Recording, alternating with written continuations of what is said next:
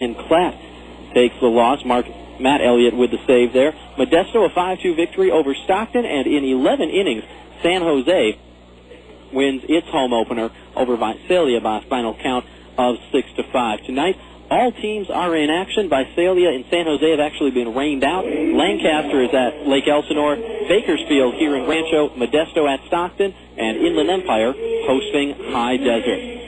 Well, fans, first pitch coming up in actually about 25 minutes here tonight. It's going to be an extended edition of the pregame show because of the pregame festivities as Tremor has entered the field now, and you can hear the fireworks going off behind us. The first pitch tonight actually set for 7:15. I know that may sound like the usual first pitch start time, but we have changed the start time this year to 7:05 for all games. But tonight we'll make the exception to have a 7:15 start. But don't worry about it. We sat down a little bit earlier and talked with skipper Bobby Mitchell, and we'll talk about Bobby making his managerial debut here tonight after being a rover for many years in the Angels organization. We'll talk about him. We'll talk about the offense that he's going to have to work with, and we'll talk about the pitching staff for the Rancho Cucamonga Quakes. So a nice long pregame show and a little something that we're going to be doing every Friday night as we sit down and talk with Bobby Mitchell, the manager of the Quakes. So fans, let's go ahead and step aside for 60 seconds. When we come back, it'll be the pregame comments of Quakes manager Bobby Mitchell. That's coming up in 1 minute right here on the Quakes Radio Network. This is Rob Sinclair, the voice of the Quakes for the Ontario Airport Marriott. If you're looking for a great place to eat, the Ontario Airport Marriott features the D Street Sports Bar and Grill, open daily from 11:30 a.m. to 1:30 a.m., the Pacific Grill for the fine diner, or stop by the 24-hour Pacific Deli. The Ontario Airport Marriott is located at 2200 East Holt Boulevard, just off the 10 freeway. The Ontario Airport Marriott, a proud sponsor of your 2006 Quakes on the radio. You wouldn't want your favorite sports team to only play offense or only play defense. So when it comes to insurance, why settle for someone that can handle only your auto policy? Bring your home and auto insurance to Allstate now, and you can save big on both. You deserve someone that can assist you more. That's Allstate stand. Are you in good hands? Hey, sports fans, call Allstate agent Diane Combs at 909-986-1257 today. Subject to availability and qualifications, Allstate Insurance Company, Allstate Property and Casualty Insurance Company, and Allstate Indemnity Company, Northbrook, Illinois. I wanna rock!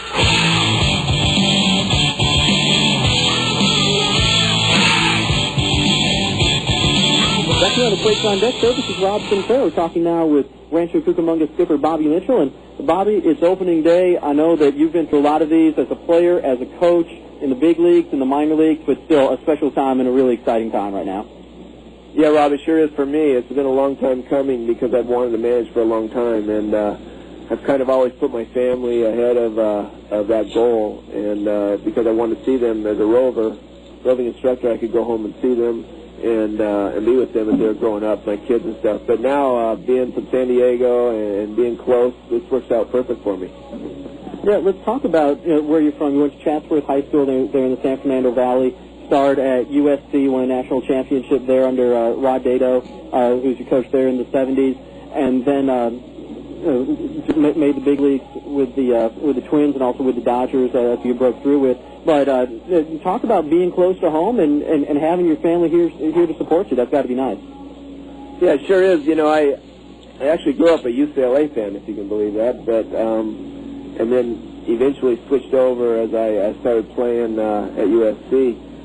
But I grew up in the Valley and played at Chatsworth High School, and the program's really gotten a lot better. Actually, since I've left, they've really done a good job of improving the program, and just going to USC and playing there and staying in Southern California was a real pleasure. And Rod Dato was a big influence on me at SC, and I was able to do a lot of things that other college players may not have been able to do just because Rod Dato was part of it. And we made some trips to Japan on college all-star teams, and that was an experience. And then just signing with the Dodgers after that was a dream come true. You know, my senior year in college, I tore my hamstring pretty bad, so I didn't play in too many games. I missed maybe 40 games out of the season, and so I was kind of looking to just sign with somebody, and then luckily I was drafted in the 7th round by the Dodgers, and it was a great pleasure to play for them and come up in their organization. Let's talk some more about that, because I know when you and I were talking right at the beginning of spring training,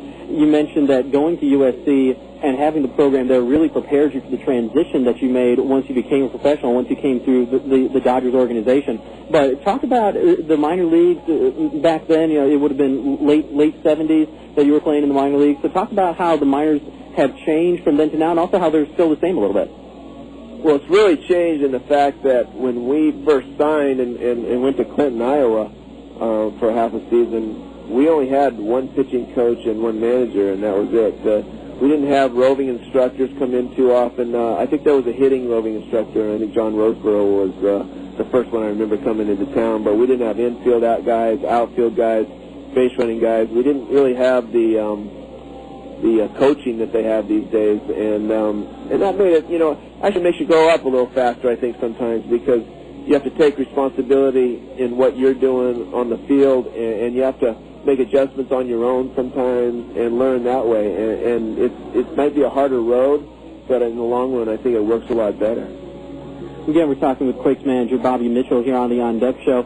And I wanted to talk about coming up in the Dodgers organization a little bit more, because you said something back a couple months ago in that interview that really stood out. You said that coming up in that organization, you expected to win, and you had the line that winning is part of development. And obviously here in the minor leagues, the number one thing is developing the individual player, but to do it in a winning atmosphere really pays dividends down the road. So talk about that a little bit. Yeah, first of all, when I was at SC, our program there with Rod Dato as a manager was a lot similar to the professional programs. And so, like you said, I came out of college well-suited for the professional game, except for the fact that they had just brought aluminum into play, and we were using aluminum in college. And I think nowadays that can be a big adjustment going from college to pro, because the aluminum bats are a lot lighter than the wood, and you can get away with some flaws in your swing in college that you might not get away with in professional ball. But going through the system and coming up with the Dodgers, it was a great organization for one, and the O'Malleys ran it that way, and it was first class all the way, and so we kind of got a feeling that everybody was united in what we were trying to accomplish, and it's somewhat similar to what we're doing here these days, from top to bottom in the organization. And so when we stepped on the field, we had a lot of confidence, and we expected to win. Even if we didn't win every game, we'd go out the next day, we'd expect to win. And I think that's huge in development. And like you said, we're here to develop their talent and their tools, the throwing, the pitching, the hitting, the running, and all that stuff. But there's an attitude that also goes along with making the big leagues, and it's a winning attitude. And I think that throughout our organization, we're trying to stress that some, and it really helped me, I think, to make the big league transition when I made the big leagues with the Dodgers, because it was the same up there also. I want to ask you one more question about your time with the Dodgers, because this being your first year managing, you certainly didn't hurt for role models. You had Rod Dato at USC. When you broke through with the Dodgers, Tommy Lasorda was the manager. Now, guys that you played with, Dave Lopes was there with the Dodgers when you were there. He was a big league manager. Dusty Baker still is. And, of course, Mike Stosha up in Los Angeles is the guy who, hopefully these players will be answering to in a few years there in Angel Stadium. So talk about the kind of role models that you had and seeing great managerial minds like that. Well, it really helps, especially going into this season. And, being around Mike and a lot of the Major League staff that's up there now throughout the minor leagues, we all came up together in the Dodger organization and actually roomed together. So just knowing what the hard work that goes that's involved in being a manager, seeing Mike work with the players and the relationship he has with every one of them up there, and seeing him and then seeing the motivational qualities that Tom Lasorda had when I was with the Dodgers, and keeping them loose and happy, and then the guy like Dusty Baker, who I played with, and played when he was in left field, and just to see him now, he's one of the nicest guys in the world, and I wish him all the best, and to see his managerial style, it's a combination of a lot, when you see all those things, and you try to incorporate the good things from each guy, and I think that's it's a good thing to do because you see the good qualities, and then there's also the flaws. But you take the good and you try to use them. Again, we're talking with Quakes manager Bobby Mitchell here on the On Deck Show. We're going to go ahead and step aside for 60 seconds. When we come back, we'll take a look at the team that Bobby Mitchell is going to have to work with here in his inaugural season as the Quakes manager. We'll step aside for 60 seconds. Be back with more here on the Quakes On Deck Show. A few years ago, a small bank from Rancho, Cucamonga started sending shockwaves through the banking industry. Vineyard Bank rode through Southern California with a creative force that is changing the way we bank. We created small ripples at first, with innovative ways to move money quickly and effectively, where it would help businesses and families the most. Then our reputation grew stronger thanks to personal bankers with a can-do attitude committed to building lasting relationships. Vineyard Bank's financial performance was off the scale. A fast-growing bank with a rising stock. New, customer-friendly branches offering easy access to your money, opening throughout the Southland. Online banking on our award-winning website at www.vineyardbank.com. That's Vineyard Bank. Proud to be your hometown bank. Proud to support our hometown team. For more information, please call 1-800-442-4996. That's 1-800-442-4996.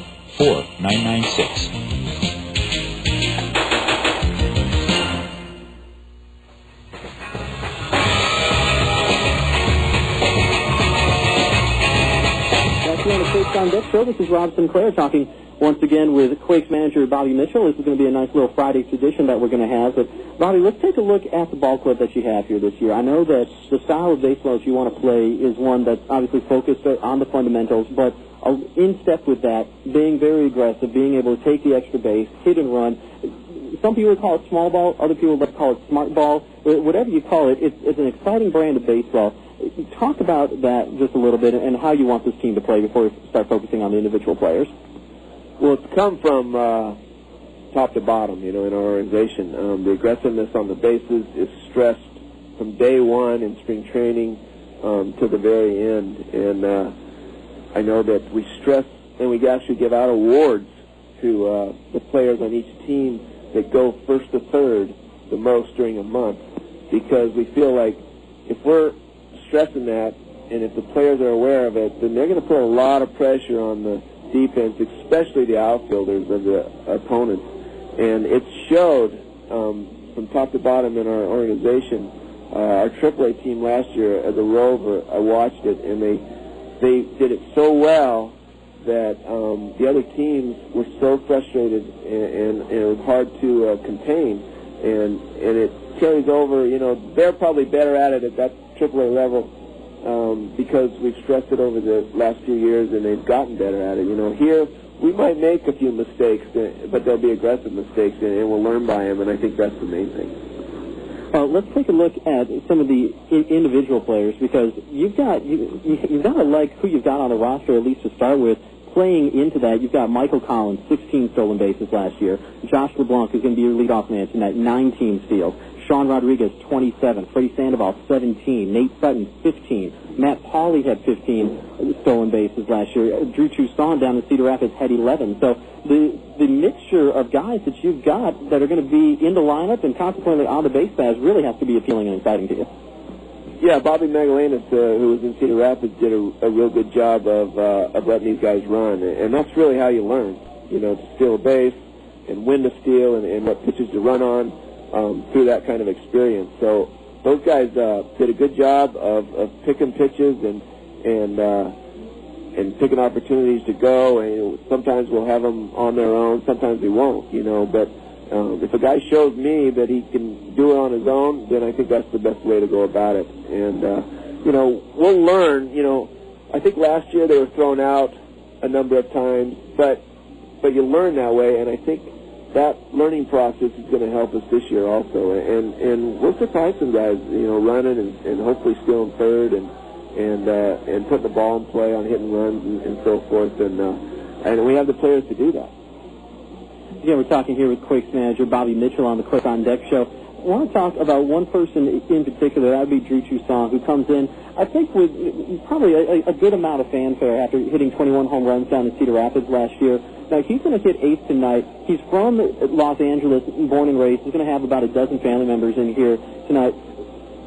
Is that getting him eighth? Is that a byproduct of not trying to put too much pressure on him, knowing that he's close to home? You know what he's capable of, but you don't want him to try too hard and press. Yes, it is some, because I felt like at the end of spring he was pressing a little bit, hitting higher in the lineup, and we got some guys that can swing the bat pretty good. So those guys that are ahead of him are pretty darn good, and so to fit him in a non-pressure situation, I think that's part of it.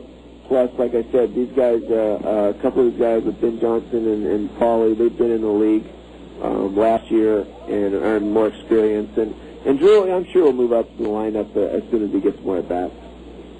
Well, one final question about the offense that you're going to have.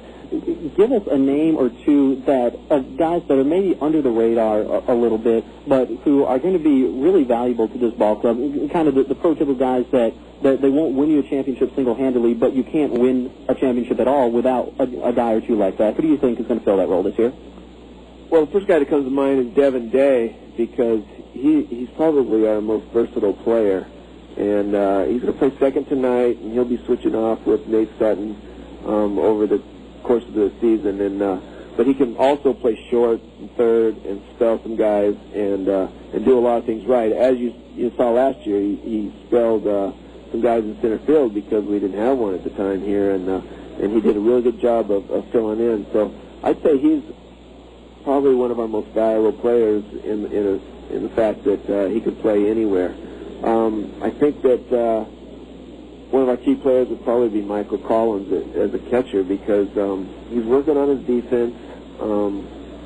He can hit. This guy can hit, and we need to get him up to speed on throwing guys out. He's a little taller than a normal catcher sometimes, so he has to come up out of his stance. But he's working really hard. He's a hard work, one of the hardest workers on our team to improve, and really that's all you can ask. And I think that over the season, once we get a roving catching instructor in here and he gets better at throwing guys out, then it's going to help the pitching staff. But I would say also from a team standpoint, our defense. I think our defense has got to be huge this year to help our pitching staff out. And I'm not sure how it's going to be yet. It's hard to say how much ground we're going to cover in the outfield, but I know that from a defensive standpoint, another key guy is Cody Fuller, who can play the outfield anywhere for us, and he's probably, I think, right now our best defensive outfielder. All right.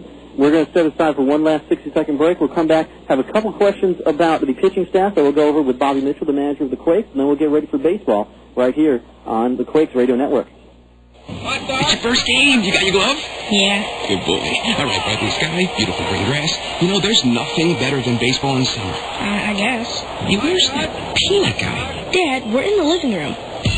Hooked on a clear picture? Get hooked on Charter HD TV with a picture 5 times sharper than regular TV plus theater quality sound. You watch television like never before. Get local channels in high definition with no equipment to buy. Go where satellite can't. Call 1-888-GET-CHARTER and get hooked. Service not available in all areas. Prices may vary.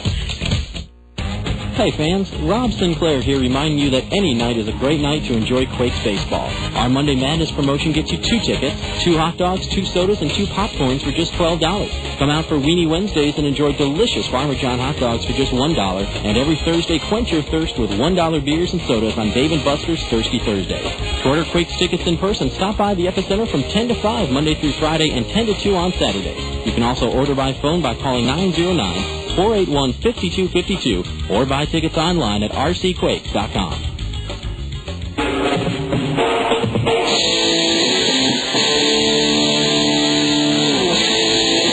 Back here on the Quakes on Deck Show, this is Rob Sinclair, concluding our conversation with Quakes manager Bobby Mitchell. And Bobby, we've talked about the offense. Let's talk about the pitching staff. Take a look at the rotation for us. Nick Green is going tonight, but some power arms. Nick Green, definitely a strike thrower. Jose Arredondo, who will go in the finale of this series, he throws strikes. Take us through the rotation a little bit. Well, starting off with Nick Green tonight, he's got a great changeup. He's got great control. He works down a lot in the strike zone. He gets a lot of ground balls and keeps the hitters off balance. And he's come up with a really decent slider, which I didn't think he had when he first started teaming the organization. And he works with good tempo. You know, the players like to play behind him, and we're excited about seeing him pitch tonight. Jose Arredondo, like you said, is a power arm. We're happy to have him. We weren't sure we were going to get him out of spring training. He's a converted shortstop, actually, and we could see that when he played short, he had a cannon for an arm, and so they switched him to the mound, and he's done a great job of picking up different pitches, and he actually has 3 power pitches that he can throw for strikes. So that's with a 95 mile-an-hour fastball at times. So we're really excited. He keeps the ball down. He can get a little erratic sometimes because of lack of experience, but I think that on the whole he's going to be a real good pitcher for us. And then we got Jelena, who's an inning. He throws a lot of innings for us, and last year he did for Cedar Rapids and throw strikes. And I think that's what you need when you're as a team, you know, as playing defense too. You need a guy who throws strikes, and I think the rest of them with Fernando Rodriguez, Rafael Rodriguez, power arms, good stuff. Just need to be a little more consistent, you know, in their pitches. But I think as the season goes on, you'll see that. So one final question for you. We talked about the rotation. Let's talk about the bullpen. A lot of guys who were starters last year, guys like Joe Torres, Michel Samar, who are now going into the relief role. And I know the closer situation is a little bit unsettled. Talking with Eric Bennett a couple days ago, he said it'll go to whoever pitches his way into it as opposed to somebody pitching their way out of it. But talk about the bullpen and what you expect to see out of them. Well, we talk a lot to all the pitchers about having a lot of confidence when you step on the mound, and that I believe personally that you can't pitch without confidence, and you can't really play without confidence, and so we're trying to stress that with some of the guys that are coming back. You know, sometimes you don't go up to the next level or something, and you're a little disappointed, but you should have a lot of confidence when you step in a league you've already been in, and hopefully that happens. And Frenchie's one of them, you know, Samard, because he pitched well in Cedar Rapids. I saw him as a roller, pitched really well there. Pitched okay here, but we feel like he can pitch better, and he just got to stay confident. Even though he may get hit one night, the next night he's got to have a lot of confidence when he steps on the mound. Our closing situation, like I said, is we'll go with Jepsen and Carney at the beginning, 2 power arms to see which person can handle it. Hopefully both of them can, so that we can use both of them. Jepsen's coming off of some arm surgery or problems that he's had in the past, but he seems to be healthy, and before he had the problems, he had a real power arm and continues to throw well, especially at the end of spring. And Carney too. The middle relief, we got Posey coming back, and he's had some arm problems, but seems to be developing a lot of his strength back and getting along in innings. So he'll be a long reliever for us, especially from a left-handed standpoint. We got Pete and Joe Torres, who will probably be our left-handed hitter, situational guys, and throw a few innings short for us. And trying to think of who else we have. And Miguel González, who also could, if the closing role doesn't, somebody doesn't step up, he could also close and throw a lot of innings for us, because he's not a power guy, but he throws a lot of strikes, and he's got a great changeup, and he keeps the guys off balance. All right, well, there you have it, the pregame comments of Quakes manager Bobby Mitchell. Bobby, appreciate the time. Good luck tonight, and get the season started off right. Thanks, Rob. We look forward to it. Thanks. Now stay tuned for Quakes Baseball coming up right here on the Quakes Radio Network. We at KWRM 1370 know that you have a choice when it comes to sports radio, and we also know that you're in the right place. By airing the local games that matter most to you, KWRM is your Orange County and Inland Empire sports leader. Whether it's professional baseball, college basketball, or high school football, no one delivers the best and exciting local play-by-play like KWRM. Check out our new website at KWRM1370am.com. That's KWRM1370am.com, and thanks for being a part of our all-star lineup.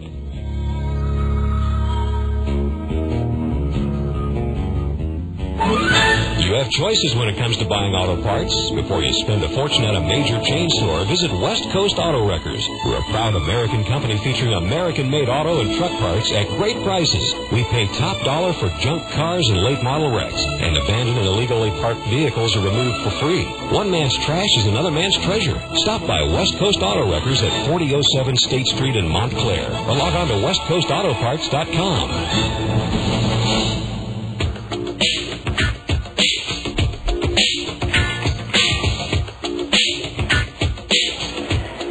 Back here at the Epicenter, where the right-hander for the Quakes, Nick Green, gets the opening day assignment. He is out there making his warm-up tosses. The Quakes have taken the field. They are warming up, and fans, let's take a look at how the Bakersfield Blaze will line up against the right-hander Nick Green. Bakersfield, of course, coming in with a record of 0-0. This is opening night for both the Quakes and the Blaze, although the rest of the league got underway last night. Leading it off for Bakersfield is the center fielder, Jace Tingler. Then it's the second baseman, Timothy Hulett, and the left fielder, Brandon Boggs, will hit third. Hitting cleanup is the catcher, Mike Nickeas. The 5 spot goes to Stephen Murphy. He's out in right field. And then batting sixth and handling the shortstop position is Germán Durán. In the bottom third of the order for the Blaze, the DH, Emerson Frostad, will bat seventh. Ian Gack will play first base. He bats eighth. And then rounding things out in the 9 hole is the third baseman, Casey Benjamin. So again, for Bakersfield, they go Tingler, Hulett, Boggs, Nickeas, Murphy, and Durán, followed by Frostad, Gack, and Benjamin. And the starting pitcher tonight for Bakersfield is the right-hander, Eric Hurley.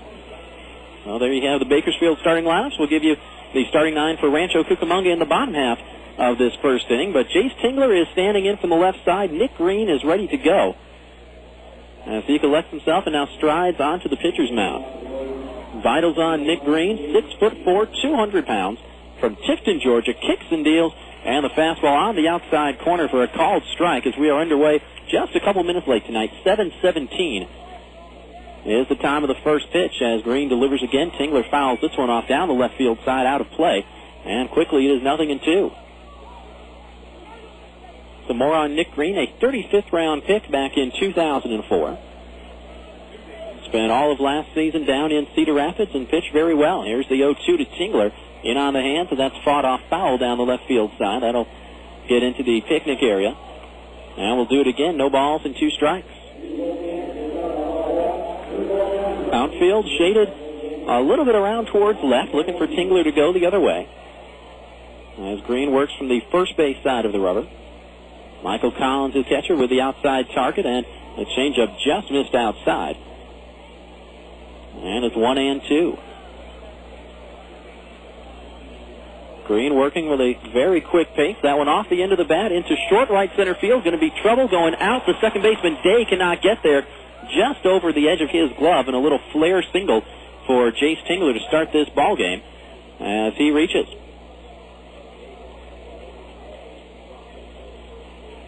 We talked about the outfield shading around towards left against Tingler. If Josh LeBlanc had perhaps been playing straight away in center field, he may have been able to get there. Don't think he quite would have had enough time, but it would have been close. As it ended up, Devin Day, the second baseman, was as close as it got, and he just missed it. Now the second baseman, Timothy Hulett, shows bunt, pulls it back, and the fastball misses high and away from Green. 1 ball, no strikes. Green last year, 3-3 for Cedar Rapids with a 3.58 earned run average. Began the year in the bullpen, then made 7 starts to close out the season. Fastball low. And it's 2-0 on Hulett. What you really notice about Nick Green from last year, in 102 innings, 74 strikeouts, only 14 walks. That is better than a 5-to-1 ratio of strikeouts to walks. As Green works from the stretch now. Look over his shoulder. Out the runner, Tingler, comes home, and that one fouled into the seats off to our left. And the count goes to 2-1.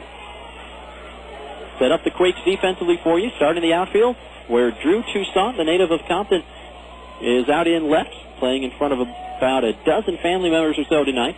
Toussaint in left, Josh LeBlanc in center, and Matt Pauley, the returner, in right. Toss over to first, and Tingler dives back in safely. On the infield for the Quakes, Freddy Sandoval playing in on the grass at third. Sean Rodriguez is at short. On the right side, Devin Day plays second. Cliff Rimley is at first. And the catcher is the Aussie, Michael Collins. There's a fastball high. And it is 3-1, a hitter's count on the second baseman, Timothy Hulett. Hulett last year hit .265 down in the Midwest League for the Clinton Lumberjacks. 1 home run. And 45 runs batted in. Tingler returns to first. No score here in the top of the first, just underway here on opening night. Middle infield at double play depth for Rancho Cucamonga. There goes Tingler away from first. Hit and run was on. And Hulett fouls it off into the seats down the third base side. And the count goes full at 3-2. Quakes wearing the home whites tonight. White tank tops, white pants, black undershirts, and black socks. Bakersfield decked out in the road grays. The gray tank tops and the black undershirts. Here's the 3-2. Runner moving again. This one in the air, left center field. Should be playable as Toussaint and LeBlanc converge. It'll be the center fielder, Josh LeBlanc, calling for it and making the catch. As Tingler returns back to first, Hulett retired. And that's out number 1 here in the top of the first. So now the switch-hitting left fielder, Brandon Boggs. If he will stand in from the left side, Bakersfield with a pretty fair number of left-handed bats in this lineup against Nick Green. 6 of the 9 will hit left-handed for Bakersfield tonight. 5 true left-handed hitters, and Brandon Boggs, the man at the plate, is a switch hitter. Infield still at double play depth, although Sandoval has now backed up off the grass at third. And Green from the stretch, a toss over to first.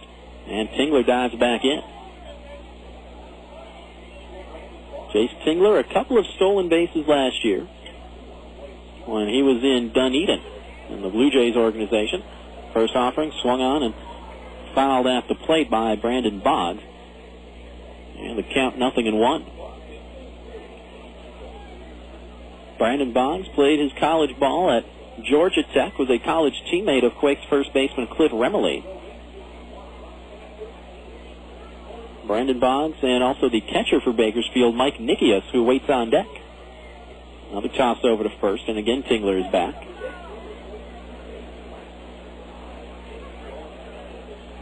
Talking with Remley earlier today, he said, we got to win tonight, otherwise I'm not going to hear the end of it. Going to get it in both ears. Boggs in one ear and Nickeas in the other. Here's the 0-1. There's the change-up strike. Boggs takes it, and it's 0-2 now. Brandon Boggs, last season in Clinton, hit .246 power numbers, 13 home runs, and 51 runs batted in. Another toss over to first. And again, Jace Tingler dives back in. Scoreless ball game here in the top of the first.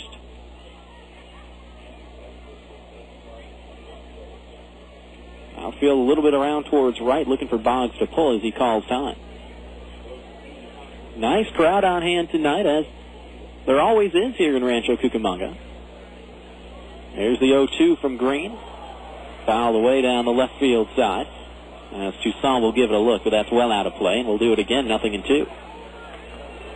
That's something I'm going to have to get used to. My last couple of years, I was in the Carolina League with the Kinston Indians, and we would draw about 100,000 every year. And that was it. Bottom of the league in attendance. 0-2. Fastball misses up high. And it's 1-2 on Brandon Boggs. He looks down to third base. First-year manager Carlos Subero giving the signs over there. Hitting coach Pedro Lopez is coaching at first for Bakersfield. Yeah, fans still trickling in. It's going to be a nice atmosphere. There goes Tingler away, swung on and foul tipped at the plate. Michael Collins could not hang on. So Tingler will return back to first. So Tingler, who stole just 2 bases last year, has already been on the move twice here in the top of the first.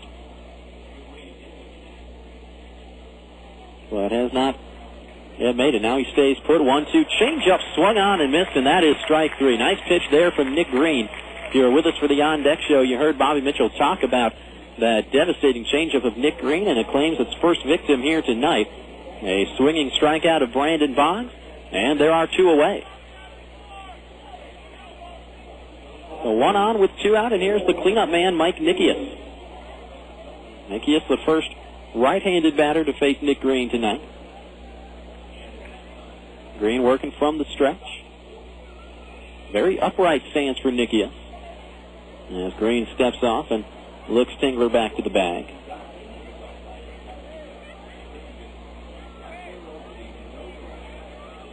Nickeas 6 feet tall, 205 pounds. Fastball off the plate outside, and it's 1-0.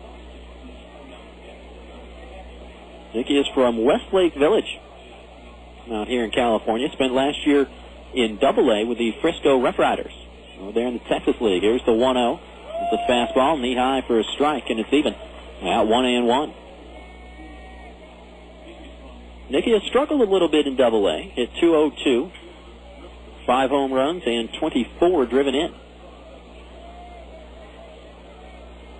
The sun has set here in Rancho Cucamonga. 1-1. Down low and through the legs of Michael Collins. This is going to go back to the backstop and taking second on what I assume would be a wild pitch. Or we'll go past ball. We'll figure it out. The count goes to 2-1 either way, and Tingler advances into scoring position at second base.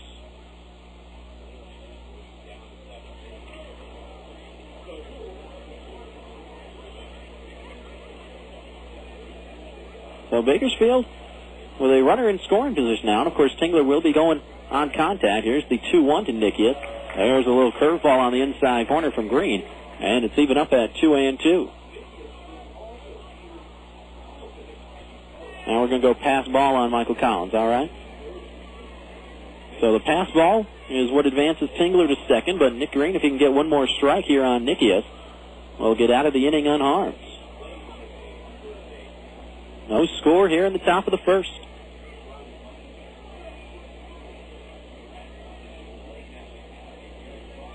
See where Collins sets up here. Inside target, the 2-2 came in too far inside and hit Mike Nickeas. Got him right on the left arm. And nothing Nickeas could do about that one. That one just got away from Nick Green. So now a couple of runners aboard. And the inning extends for Stephen Murphy, the Bakersfield right fielder. This inning got started when Jace Tingler hit a little flare off the end of the bat and just plunked it down into short right center field. Hulett flied out, Boggs struck out, then Tingler went to second on the pass ball, and now Nickeas hit by the pitch, so 2 on, 2 out.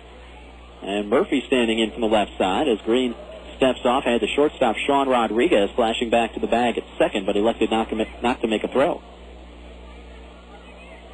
Check of the runners, first offering, and the changeup on the outside corner for called strike one.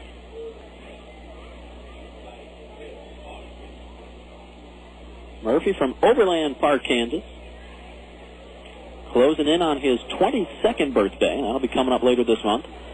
That one fouled down the left field side, out of play. And Green has him on the ropes, 0-2.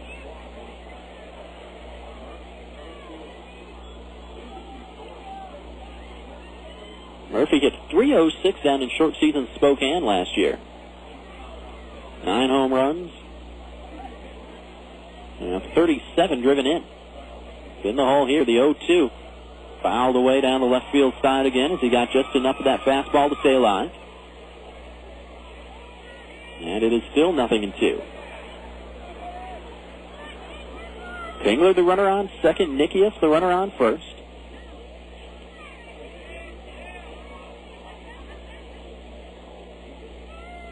Right-handed pitcher, left-handed batter. 0-2 again. Change up, and Stephen Murphy was fooled, but still fouls it off. And we'll do it again, 0-2. So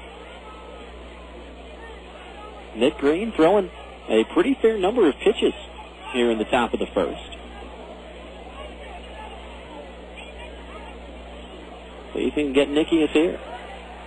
Outside target from Collins, 0-2, off speed, and that's high and away. 1 ball and 2 strikes now.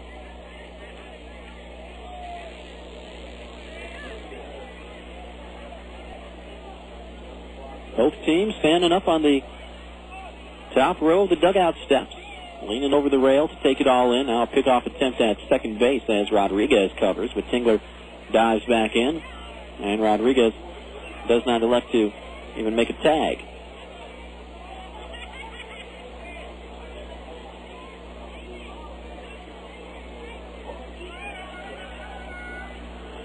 Collins with the sign. Here's the 1-2 from Green. In on the hands. And that one is lashed foul down the third base side. Sounded like Murphy maybe broke his bat on that one. And I believe he did, as he's going to go back down the dugout, get a new piece of lumber. So Green saws him off, but Murphy stays alive.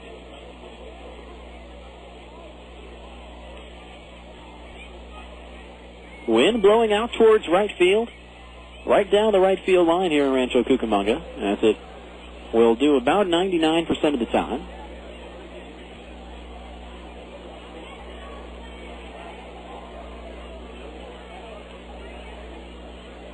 Outfield around towards left. And the 1-2 fouled back against the screen. A good battle here between Nick Green and Stephen Murphy. Green had him on the ropes at 0-2, and now it's just been foul ball after foul ball off the bat of Stephen Murphy. 2 on, 2 out in a scoreless game here in the top of the first. Tingler at second, Nickeas at first. The 1-2 from Nick Green. Foul back again. And it is still 1-2.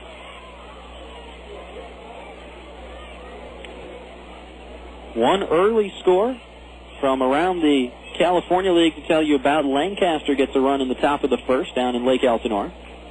So the Jethawks leading the Storm 1-0. There's the 1-2. Off speed, and this one in the air, short left field. This should probably do it. Toussaint coming in near the line, makes the catch on the run. And that will do it here in the top of the first. So Nick Green has to throw a lot of pitches, but strands a couple of runners. Bakersfield in the top of the first, no runs on a bloop single. No Rancho Cucamonga errors, and a pair are left on after the first half inning of play. It's the Blaze, nothing. And the Quakes coming up. Galliano Winery, located at 1431 Wineville Road in Mariloma, California. In business since 1927, the Galliano family's roots run deep in Cucamonga Valley's winemaking history, offering a unique array of 25 varieties, including award-winning wines as well as custom labels. The Galliano tradition continues to grow in the Inland Empire. Try the latest award-winning wines in a relaxed country atmosphere of the tasting room. Enjoy a tour of our landmark complex or relax in the beautiful picnic grounds. To reach Galliano Winery, call 909-685-5376. That's 909-685-5376. Or stop by Monday through Saturday, 9 a.m. to 6 p.m., and Sunday, 10:30 a.m. to 5 p.m.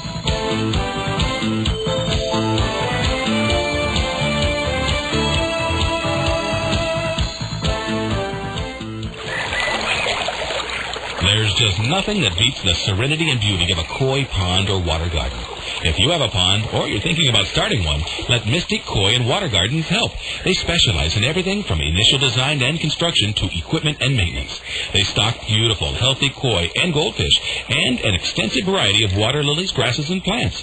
From small tubs and water gardens to large-scale koi ponds, you can rely on Mystic. Log on to mystickoi.com today.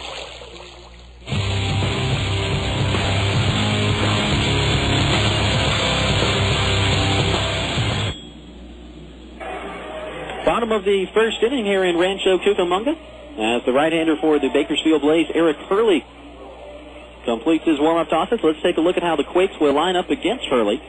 Quakes will get things started with the native of Houston, Texas, Josh LeBlanc. He's out in center field.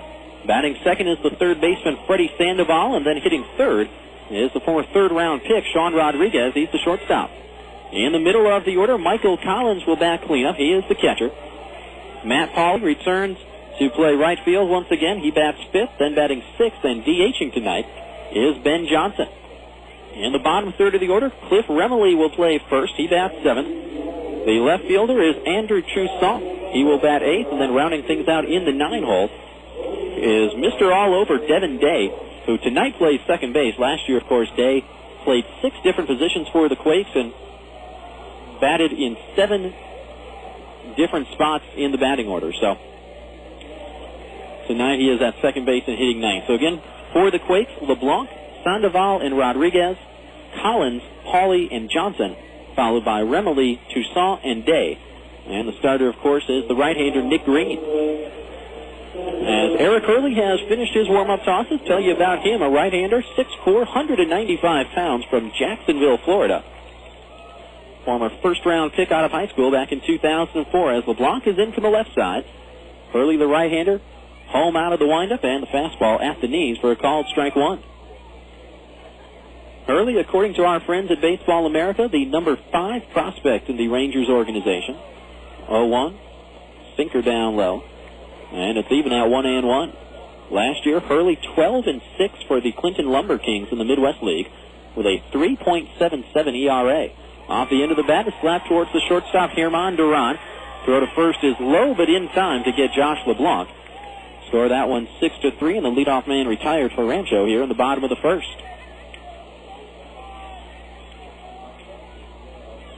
Set up the Blaze defensively for you. Begin in the outfield. Brandon Boggs is in left.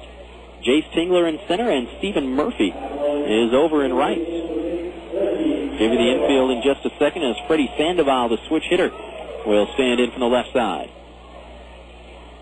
First pitch, fastball, a little bit outside. It's 1-0.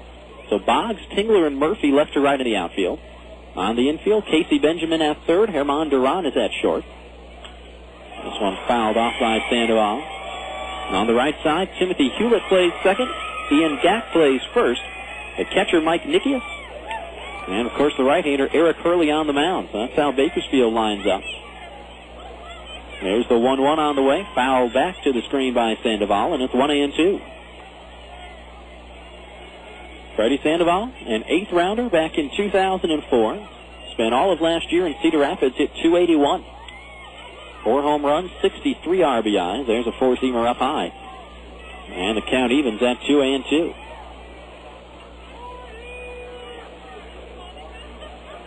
Outfield around towards left. Nice big gap in right center. As Sandoval calls time and steps out. Scoreless game here in the bottom of the first. Nickeas, the catcher, setting up outside. The 2-2 fouled back. That'll get over our heads, over the roof, and out of play. And we do it again at 2 balls and 2 strikes.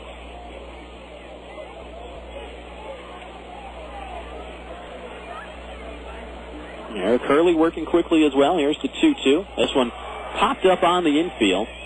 Benjamin, the third baseman, over into foul territory. Now back into fair territory, and he will make the catch. So one third baseman to the other. Sandoval pops up. 2 up and 2 down here in the bottom of the first, and with the bases empty, here's the shortstop, Sean Rodriguez. Fans have some scores from around the major leagues to tell you about, and we'll start with the team closest to my heart, the Milwaukee Brewers. Now 4-0 as they defeat Arizona tonight 3-1. I like it. Fastball at the knees on Rodriguez, and it's no balls and a strike. Folks, let me tell you, there's room on the bandwagon. If you want to get on the Milwaukee Brewers bandwagon, just grab a seat right behind me. I've been saving it for you. Down low, 1 ball and 1 strike. The count is even on Rodriguez. Eric Hurley working out of the windup. This one in the air to center field, but right at Jace Tingler. He'll take a few steps off to his right, put it away, and that will do it for Rancho Cucamonga here in the bottom of the first. So Hurley works a 1-2-3 inning. No runs, no hits, no errors, and none left. To the second we go, scoreless here in Rancho. Great moments in Laughlin history. Jeff from Barstow tries out his new camera phone. Hey, Jeff sending pictures from Laughlin. Looks like you rented a jet ski. Cool. Now he's floating by a pontoon boat. Are there girls on there? Yeah, those are girls. Are they hot? Yeah, and they're really tan. I think he's in a casino now. Are the girls with him? They're blowing on his dice. Nice, he won. Good. He owes me money. They're in a nightclub now. Whoa. Knee-deep in females. That never happens when we're with them. Hello? Hey, man, you guys anything down here? Hey, baby. Jeff says hello. Uh-huh. I hate Jeff. Laughlin, Nevada. Founded on fun. what that is. For information, call 1-800-4-LAUGHLIN or go to visitlaughlin.com.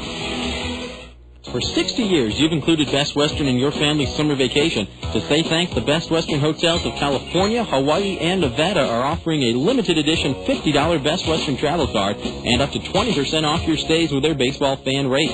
Experience the best summer ever with the Best Western hotels of California, Hawaii, and Nevada. Because when you stay any 6 nights with them through August 19th, you'll receive a $50 travel card to use toward a future Best Western stay anywhere in the world, including the 338 hotels in California, Hawaii, and Nevada. Visit them today at bestwesternbaseball.com or call 866-743-8738. And remember to book the baseball fan rate.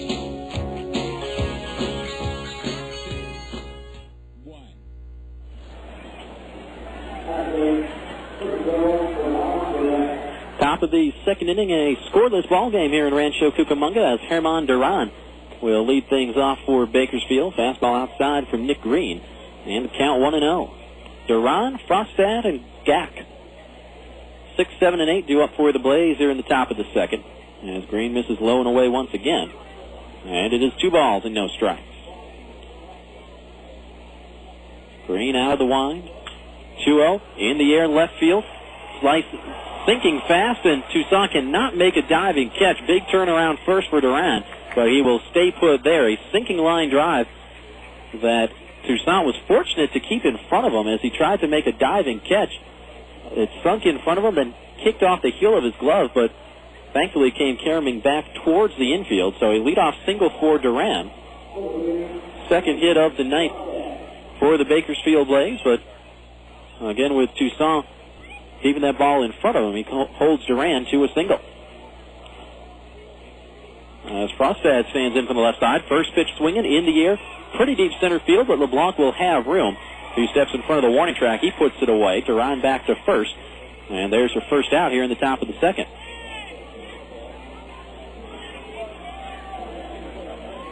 So now the number 8 man for the Blaze, Ian Gack, will stand in.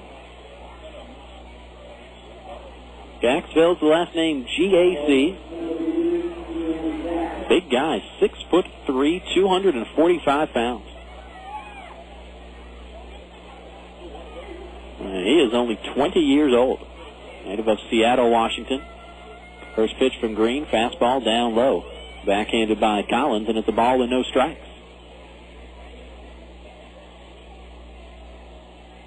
Durán, the runner aboard at first, held on by Cliff Remley. Durán did steal 6 bases last year. Green works out a stretch, the 1-0. There's a fastball strike at the knees. And it's even at 1-1. Infield, that double play depth behind Nick Green. And the outfield straight away on Gack. Collins setting up outside. This one fouled right at home plate. That'll bounce back to the screen, and it's 1-2. Gack, a dozen home runs for Clinton last year.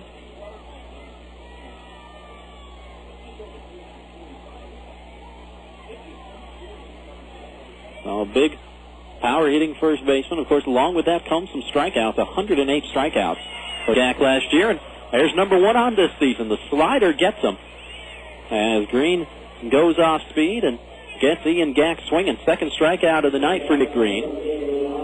And now 2 gone for the number 9 man, Casey Benjamin. No score here in the top of the second. As Benjamin stands in from the left side. Collins setting up outside. First pitch. Fastball down low. And it is a ball and no strikes. Other finals from around the major leagues tonight. Detroit defeats Texas. Detroit's 4-0. 5-2 the final there at the ballpark in Arlington. I guess it's Ameriquest Field now. Downstairs with that fastball. 2 balls and no strikes. Also in the American League, Cleveland just pounds Minnesota 11-6. Casey Blake hit a grand slam, and Travis Hafner hit a pair of home runs in that one for the Tribe. Toss over to first, and Durán dives back in. In Baltimore, the Boston Red Sox get a nice strong outing from Matt Clement and absolutely cruise 14-8 over Baltimore. It was 11-0 after 6 innings in that game. Another toss over to first. This time Durán back standing up. Tampa Bay gets a victory over the free-spending Toronto Blue Jays, 9-8. The final north of the border. 2-0, change-up outside corner, and it's 2-1. Finals from the National League. The Chicago Cubs, 5-1 victors over the St. Louis Cardinals. Former Quake Derek Lee going yard in that one for Chicago. That one's low, and it's 3 balls and a strike. The Dodgers keep Philadelphia winless, 5-3. The final there in Philadelphia, 3-1 in the air, foul down the left field side, and it's gone full on Benjamin. And the only other final, the New York Mets take care of Florida 9-3 in the final there in Shea.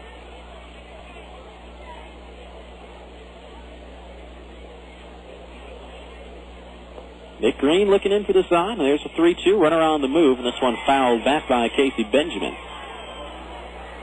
And we'll do it again. Germán Durán is the runner on first. He led off this second inning with a single to left. But since then, a fly out off the bat of Frostad and a Nick Green strikeout of Ian Gack. 3-2, runner moving again, right back up the box off of Green, reflects to the second baseman, Devin Day, and he'll go to first in time. Nice reactions by Day. That'll go 1-4-3 on the ground out. As deflects off of Green, Day stays with it. And the leadoff single is wasted by Bakersfield here in the top of the second. So the Blaze go relatively quietly. No runs on a hit, no errors, and 1 left. We're through an inning and a half of play. To the bottom of the second we go. No score between the Quakes and the Blaze. One of the most common types of pollution from businesses is contaminated water runoff, which carries oil, grease, or other chemicals that drip or spill onto the ground into the street. This water continues through our communities untreated until it reaches the Santa Ana River and eventually the ocean. Contaminated runoff from your business is a violation of local laws for which you could pay a fine. So please, sweep outside areas and put the debris in the trash. Never hose them down or sweep into the curb or storm drain. Make sure dumpsters have lids to reduce blowaway litter, and call your trash hauler to replace your dumpster if it leaks. Empty mop water and other dirty water into a mop sink or floor drain. Do not illegally dump the water outside. Use non-toxic cleaning products whenever possible. Dispose of all toxics such as pesticides and cleaning products through a hazardous waste hauler. These items are too toxic to trash. And obtain spill containment and cleanup kits for your business. For more information about stormwater pollution prevention, please call 800-CLEANUP or the City of Rancho Cucamonga at 909-477-2740 extension 4060. When a team renovates their stadium, they do so to improve the comfort and beauty for the home team. If you're planning on remodeling your own home stadium, call Aspenwood Cabinetry. We specialize in custom cabinetry and millwork, from kitchen to baths, entertainment centers to wall units, even mantels. We feature whole house cabinetry, providing quality craftsmanship since 1978. Gather your ideas and give us a call. You'll find Aspenwood Cabinetry in your yellow pages. Aspenwood Cabinetry. If you can imagine it, we can build it.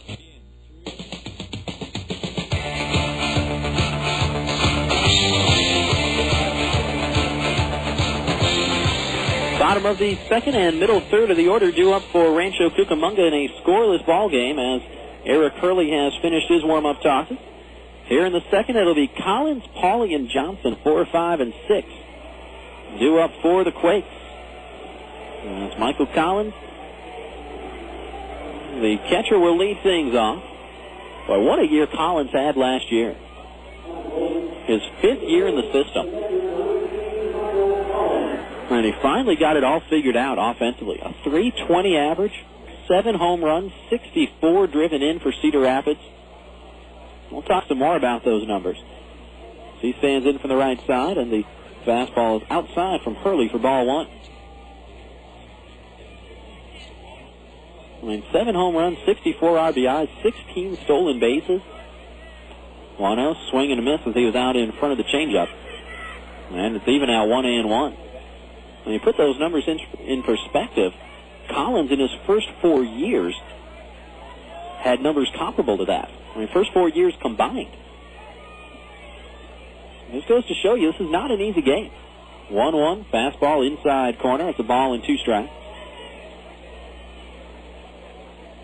Now, and sometimes guys will pick it up and they'll make it look easy when it's not. And sometimes guys will sit there and struggle and battle, and then finally it'll click.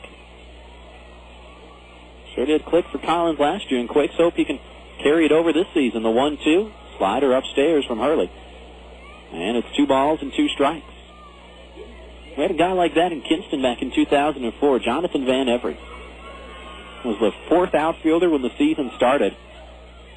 And he got some trades, he got some call-ups, he got some injuries. Here's a line drive into left field. That'll drop for the first base hit of the year for the Quakes. It comes courtesy of Michael Collins. A sharp line drive into left field. And the leadoff man aboard for Rancho Cucamonga here in the bottom of the 2nd. So a nice start for Collins. And now here's the right fielder, Matt Pauley. Now, talking about Jonathan Van Every, he had done very little in his first 3 years in the Cleveland system, and then there in 2004 he exploded for 21 home runs, 71 RBIs, and basically led us to the championship that year. So, Steve Collins can have a similar career path to John Van Every. First offering to Pauley is outside for ball 1. Matt Pauley, the most veteran of the returning players to Rancho Cucamonga, played in 135 games last year for the Quakes. Hit .257, a dozen home runs, and 77 knocked in. The fastball a little bit low. Now a good hitter's count for Pauley. 2 balls, no strikes. Eric Hurley working out of the stretch for the first time. Collins leads the way from first, held on by Gack. There's a strike on the outside corner to Pauley, and it's 2-1. Pauley looking down to third, gets the signs from the new manager, Bobby Mitchell. Craig Graybeck, the hitting coach, coaching at first for the Quakes. That one is popped into short left field. Durán, the shortstop, going out, and he'll make the catch. He was there. Benjamin, the third baseman, and Brandon Boggs had come in from left field as well, and looked like Durán got turned around a little bit there, but he keeps his balance, makes the catch out there in short left. And that's the first out here in the bottom of the 2nd, so Collins stays put at first. And now the switch-hitting DH, Ben Johnson.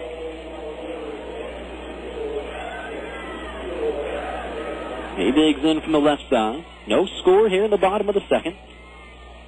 Infield, that double play deft behind Eric Hurley, in the outfield straight away. First offering, in the air, hit pretty well out towards dead center field. Tingler going back, he's going to have room, and he'll put it away. About 3 or 4 steps in front of the warning track. Johnson got a pitch he liked, just hit it to the wrong part of the yard, and Tingler going straight back makes the play. So now 2 away. Collins still over there at first. Now we'll see what the first baseman, Cliff Remilly, can do.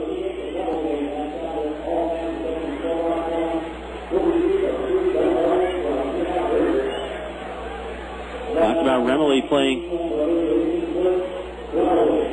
playing his college ball at Georgia Tech.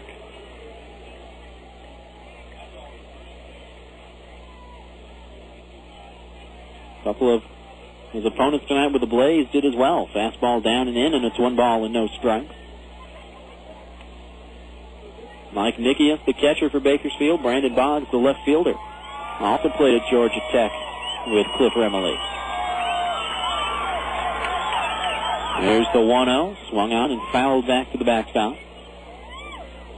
1-1. The count evens up. Remilly from just outside Atlanta, Powder Springs, Georgia. An 11th round pick back in 2004. Played a handful of games in Cedar Rapids last year, then came up to Rancho Cucamonga, hit an even 300 in 49 games. The 1-1, high and tight as he leans out of the way. 2 balls and a strike now.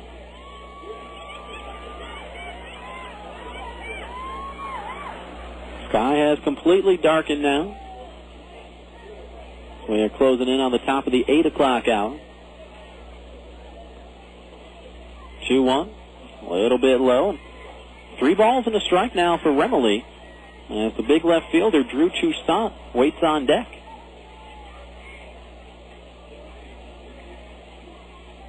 A good hitter's count. Also, you wouldn't argue with a walk and put 2 on for Tucson.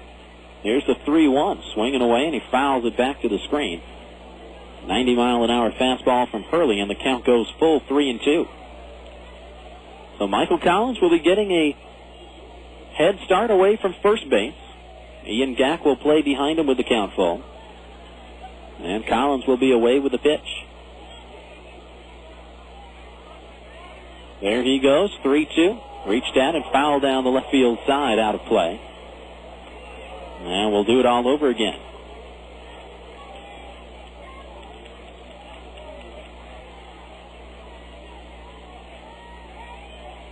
Remley, 6 feet tall, 195 pounds.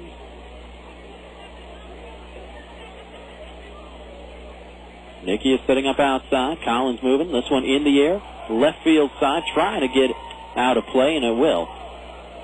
Brandon Boggs, the left fielder, was over to give it a look, but has no play, and it stays 3 balls and 2 strikes.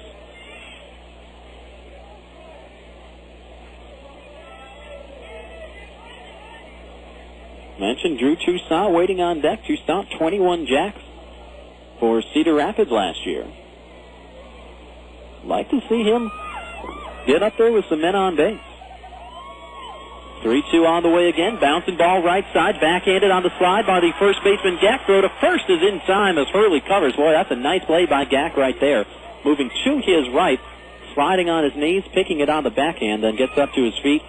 And good work by Eric Hurley, the pitcher, to get over there and cover in time. It goes into the book as a 3-1 ground out. That will do it for Rancho here in the bottom half of the second. So both clubs squandered leadoff singles here in the second inning. Rancho got the knock from Collins to start things, but he is stranded at first. No runs on a hit, no errors, and 1 left. To the third we go.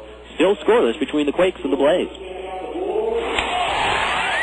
With prices flying higher than a Quakes home run leaving the ballpark, you want to get the most for your money. If you're in the market for residential or commercial concrete, contact Best Price Concrete Work. They specialize in both residential and commercial concrete, including driveways, crack repair, resurfacing, even decorative work. For free estimates, call Best Price Concrete Work at 467-2562. That's 467-2562. Best Price Concrete Work. Quality, professional, and the best price.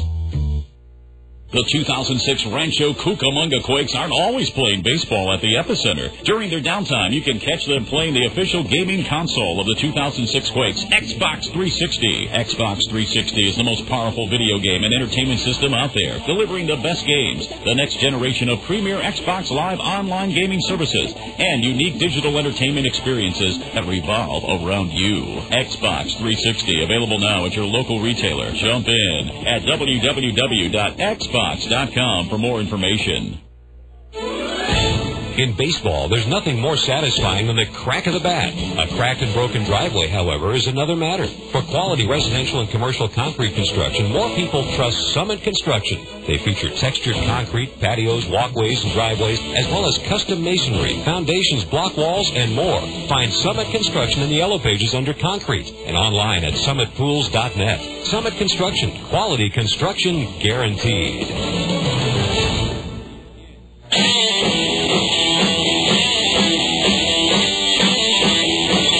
Top of the third and top of the order for the Bakersfield Blaze as we're underway.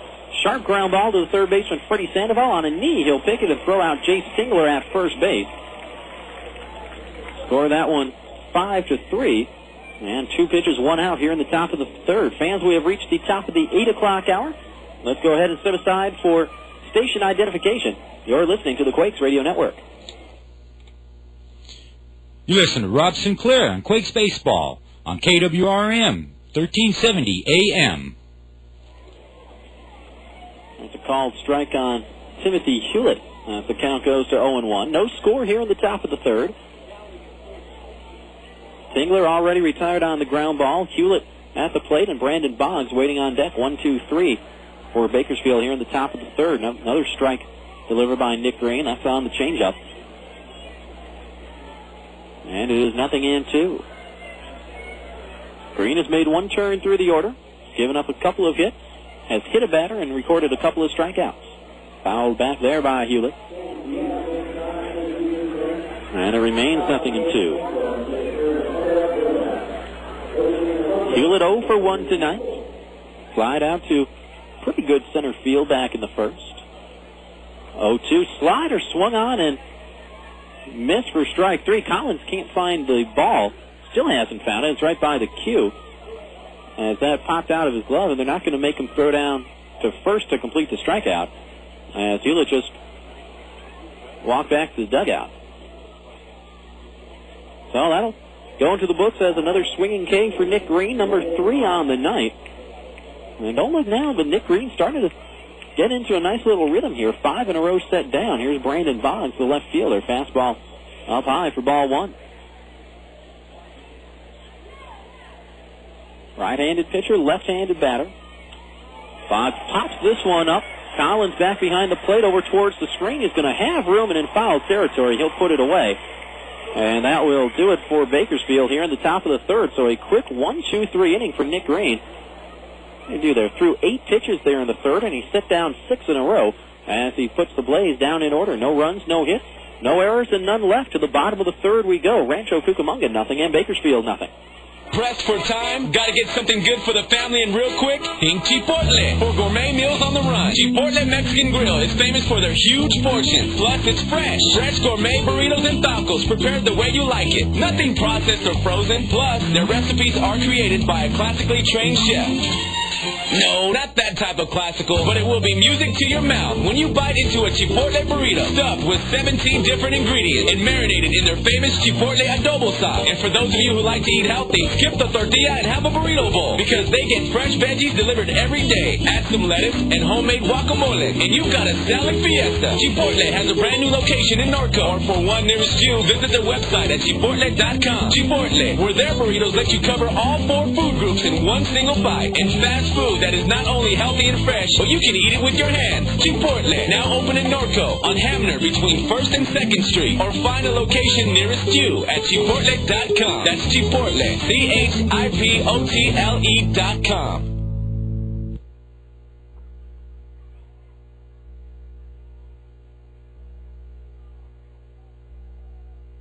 I'm Mandy Moore.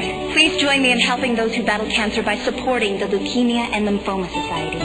Kids help collect spare change through the school and youth programs.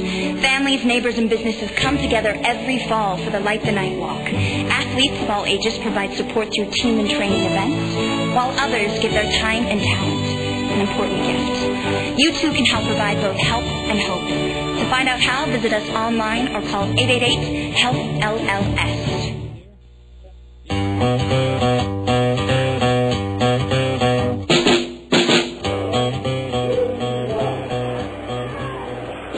Bottom of the third here in Rancho Cucamonga, and Drew Toussaint will lead things off. He'll be followed by Devin Day, then back to the top of the order with Josh LeBlanc, 8-9-1 for the Quakes. Here in the bottom of the third, no score. As Eric Hurley kicks and deals for Bakersfield, and a fastball outside for ball 1. Fans want to remind you that Quakes Baseball is brought to you in part by Chili's Bar and Grill in Rancho Cucamonga, located at 10598 Foothill Boulevard. Enjoy the atmosphere inside or the convenience of Chili's to go. Chili's, live a little. Fastball outside there from Hurley. 2 balls, no strikes. Right-hander against right-hander. Big cut and a miss by Toussaint as Nickeas hangs on to the foul tip, and it's 2-1. Mentioned Toussaint, the numbers he put up last year, 261 average for Cedar Rapids, with 21 home runs and 68 runs batted in. He runs pretty well as well. 11 steals for the Colonels. This one fouled away deep down the right field side, but well out of play. And we're even up. 2 balls, 2 strikes.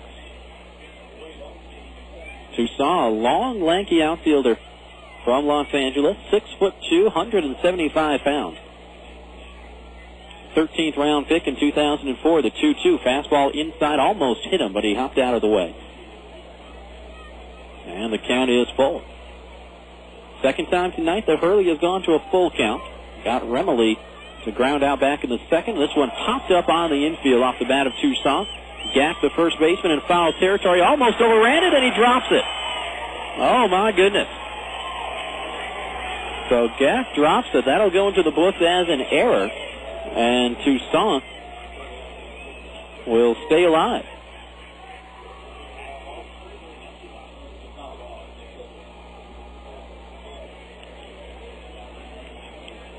So we'll see if Tucson can take advantage here.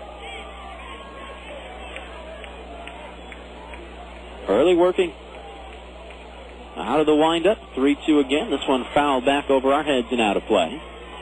And we'll do it again.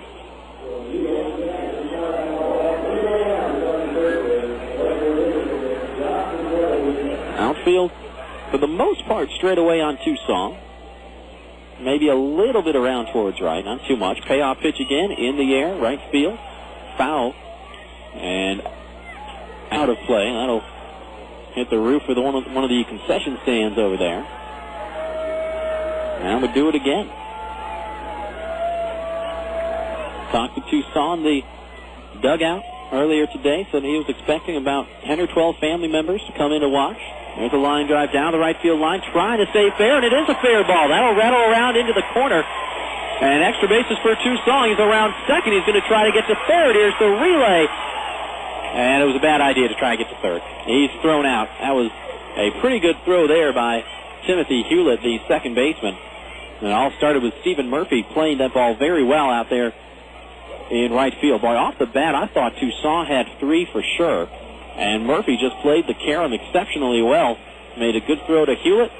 And Hulett with a strong throw to the third baseman, Casey Benjamin, to cut down Tucson, trying to stretch his double into a triple.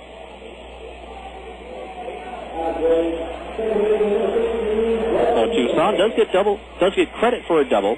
Then he'll be out 9-4-5 is the scoring. Murphy to Hulett to Benjamin. And there's one away.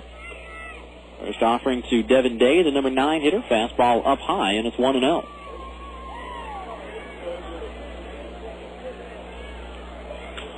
Ground ball left side, gobbled up by the third baseman, Casey Benjamin. He moves a few steps to his left, 6 throws, and got him. 5-3 the scoring there, and quickly 2 gone. So Eric Hurley now has made his first turn through the order. No runs, a couple of hits. No walks, no strikeouts. And keeping the ball down in the zone for the most part, letting the defense work behind him. Now we'll see what Josh LeBlanc can do the second time around. No score here in the bottom of the third. First offering to LeBlanc, swung on and lifted foul down the left field side. And the count 0-1. LeBlanc grounded out back in the bottom of the first. Hurley kicks and deals. Fastball low and inside. And it's even at 1-1. Outfield way around towards left on LeBlanc. 1-1, check swing. Did he go? They will not appeal. Now they will. And they say he held up. All right, so 2 balls and a strike to count on LeBlanc. But I do want to mention one thing about the umpires tonight. You'll notice that I've not introduced them by name, and there's a reason for that. 2-1 foul back, and it's 2-2. The minor league umpires are actually on strike right now. So the umpires, we've been instructed by the California League to just make the umpires that are on the field anonymous entirely. So we've got one guy at home, one guy on the bases. Well, I just can't tell you who they are. I actually don't even know who they are. Fastball up high, and it's full. But, yeah, minor league baseball umpires on strike. Let's see if that ever gets resolved. 3-2, in on the hands and a slow roller to the right side. Hulett, the second baseman, will throw out Josh LeBlanc, score that one 4-3. And despite the leadoff double, it's still a 1-2-3 inning for Eric Hurley. How, you ask? Well, Tucson, after doubling, was thrown out trying to stretch it to third, then a couple of ground outs, and Rancho goes quietly. No runs on a hit for the Quakes, 1 Bakersfield error, no runners left aboard. We're a third of the way through. As we go to the top of the fourth, Rancho nothing and Bakersfield nothing. You wouldn't want your favorite sports team to only play offense or only play defense. So when it comes to insurance, why settle for someone that can handle only your auto policy? Bring your home and auto insurance to Allstate now, and you can save big on both. You deserve someone that can assist you more. That's Allstate stand. Are you in good hands? Hey, sports fans, call Allstate agent Harvey Poole at 909-989-0733 today. Subject to availability and qualifications, Allstate Insurance Company, Allstate Property and Casualty Insurance Company, and Allstate Indemnity Company, Northbrook, Illinois.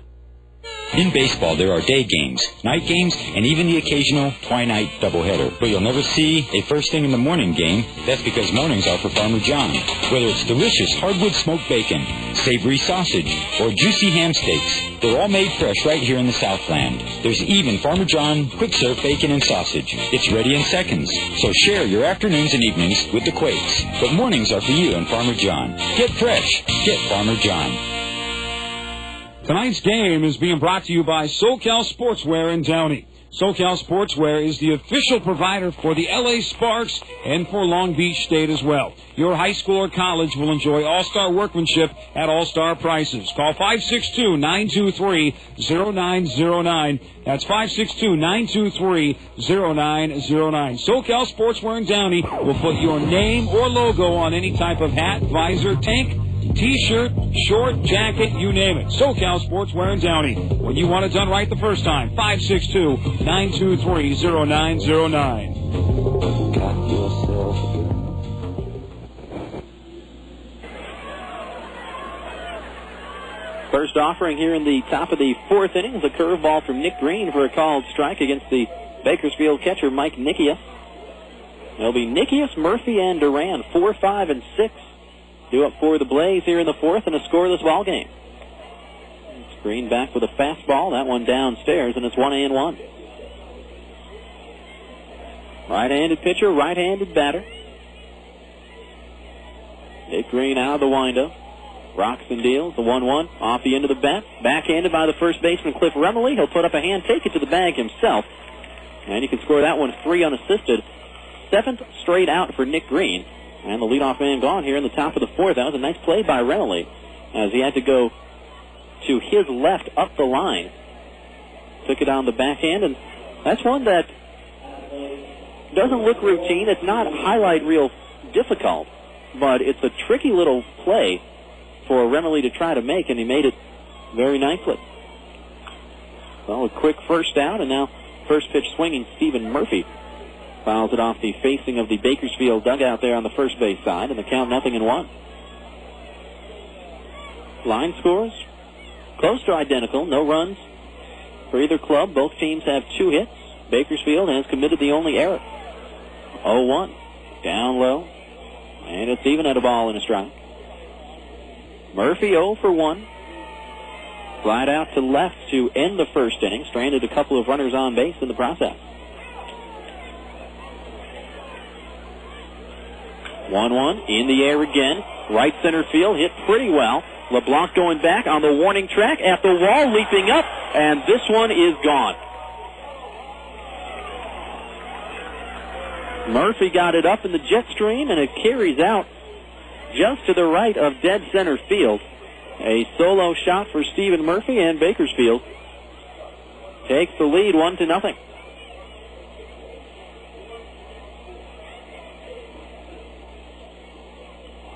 For Stephen Murphy, obviously his first home run of the year and his first RBI. This is opening night for both clubs.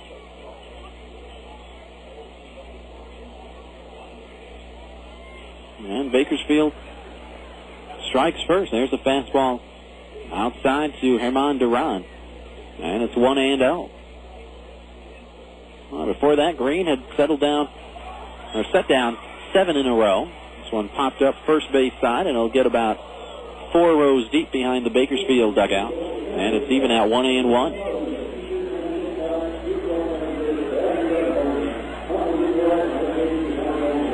Stephen Murphy has got some good power. Hit 9 home runs last season in Spokane, which is short season baseball.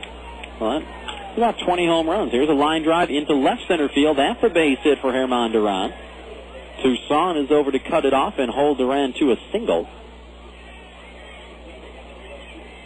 Bakersfield with another base runner. Durán now with a couple of hits tonight. 2 of the 4 hits for the Blaze. And they've been to pretty much the same place. One out to true left field and this one out to left center.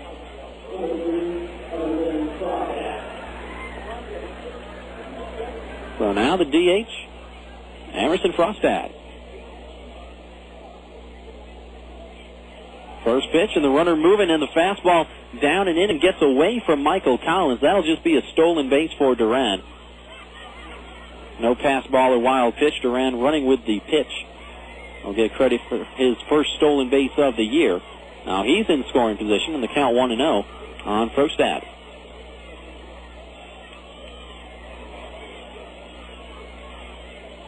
One nothing. Bakersfield on top here in the top of the fourth. And Durán in scoring position with one away. And that stolen base also takes the double play out of the equation. There's a nice curveball for Nick Green, breaking right at the knees. And it's even up at 1-1. Frostad 0 for 1 tonight. Fly to center back in the second inning. 1-1, high fastball swung on and foul tipped into the glove of Michael Collins, and it's 1-2.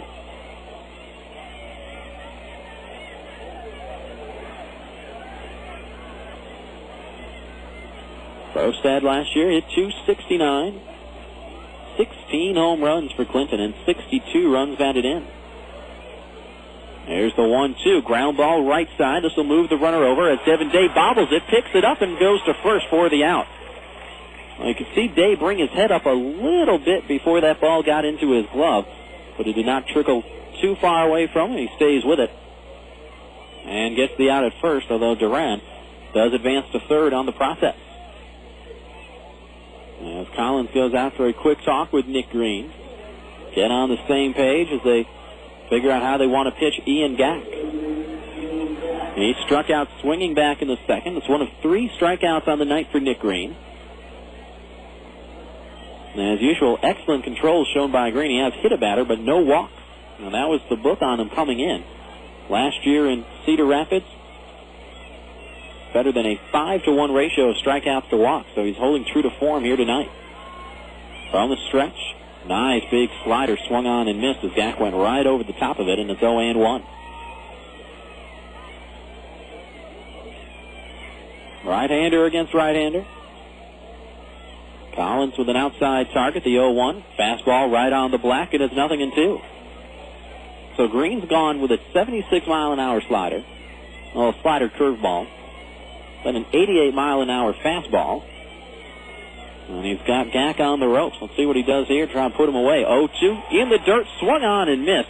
Collins will pick it up, throw down to first to complete the strikeout. And for the second time, Ian Gack goes down swinging. 4 Ks for Nick Green through his first 4 innings. And that will do it for the Blaze here in the top of the fourth. But Bakersfield does get on the board, courtesy of a solo home run by Stephen Murphy. Out just to the right of dead center field. 1 run on 2 hits. No Rancho errors. 1 runner is left on base. To the bottom of the fourth we go. Bakersfield with the lead, 1-0. Galliano Winery, located at 1431 Wineville Road in Mariloma, California. In business since 1927, the Galliano family's roots run deep in Cucamonga Valley's winemaking history, offering a unique array of 25 varieties, including award-winning wines as well as custom labels. The Galliano tradition continues to grow in the Inland Empire. Try the latest award-winning wines in a relaxed country atmosphere of the tasting room. Enjoy a tour of our landmark complex or relax in the beautiful picnic grounds. To reach Galliano Winery, call 909-685-5376. That's 909-685-5376. Or stop by Monday through Saturday, 9 a.m. to 6 p.m. and Sunday, 10:30 a.m. to 5 p.m.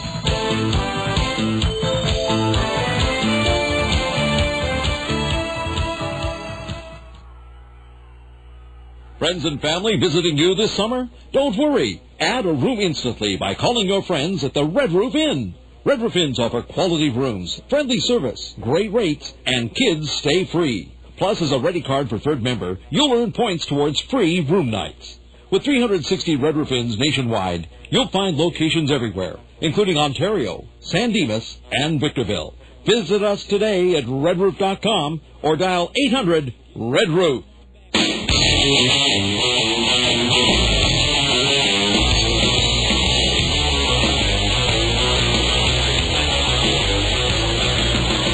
Freddy Sandoval will lead it off for Rancho here in the bottom of the fourth.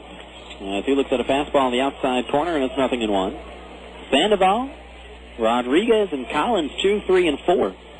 The Quakes trail for the first time tonight, 1-0. First pitch, hard smash, taken by the first baseman, Ian Gack, gets to his feet, and he'll take it to first for the out. So So Sandoval turned on that one and ripped it up the first base line, and Gack moving quickly to his left, gloved it down, and got to his feet and took it to the bag himself. 3 unassisted to scoring. 2 pitches, 1 out, and here's the shortstop, Sean Rodriguez. He stands in from the right side. Hit the ball well back to the first, but lined out to the center fielder, Jace Tingler. First pitch, upstairs, and it's ball 1. Fans, a reminder, Quakes Baseball brought to you in part by the Outback Steakhouse of Ontario. Located at 4492 Ontario Mills Parkway, just across from the Ontario Mills Mall. They're the home of the world-famous Bloomin' Onion. Outback, no rules, just right. There's the 2-0 outside corner for a strike, and it's 2-1 on Rodriguez. Sean, one of 3 Rodriguezes on the roster. Also have 2 in the starting rotation, Fernando and Rafael. There's a fastball strike on the outside half, and it's 2-2. Right-hander against right-hander. 2-2 from Hurley. Bouncing ball left side. Backing up, the third baseman Casey Benjamin has it, and a long throw across is in time. Score that one 5-3. And quickly 2 gone here in the bottom of the 4th. Quakes down by a run. And the base is empty for the catcher, Michael Collins.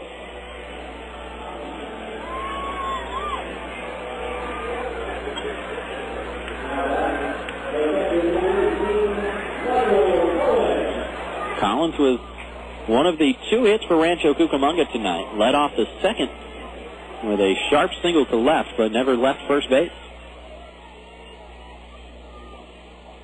First pitch, laid on a fastball. 92 miles an hour on the gun, and it's no balls and a strike.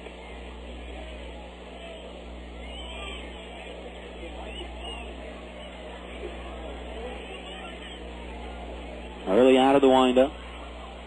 0-1. Swung on and missed. And it is 0-2. This one 93 miles an hour from Eric Hurley. So a high fastball, a low fastball. And Collins in the hole, 0-2. Inside target. That one in on the hands, fights it off into the seat. Just in front of us. Off to the right. Fan plays the carom and gets the souvenir and a round of applause. And we'll do it again. No balls, 2 strikes. Hurley has only allowed 2 base runners tonight. Collins in the second. Then Toussaint led off the third with a double and got thrown out trying to stretch it into a triple. 0-2. High fastball swung on and missed, and that's strike 3. And that one was 94 miles an hour. So a 4-pitch at bat from Eric Hurley right there. All 4 were fastballs. 92, 93, 93, and then 94 to sit Michael Collins down. First strikeout of the night for Eric Hurley. And another 1-2-3 inning for the big right-hander. Quakes go down in order. No runs, no hits, no errors, and none left. To the top of the 5th we go. Quakes trailing the Blaze 1-0. Great moments in Laughlin history. Jeff from Barstow tries out his new camera phone. Hey, Jeff sending pictures from Laughlin. Looks like you rented a jet ski. Cool. Now he's floating by a pontoon boat. Are there girls on there? Yeah, those are girls. Are they hot? Yeah, and they're really tan. I think he's in a casino now. Are the girls with him? They're blowing on his dice. Nice, he won. Good. He owes me money.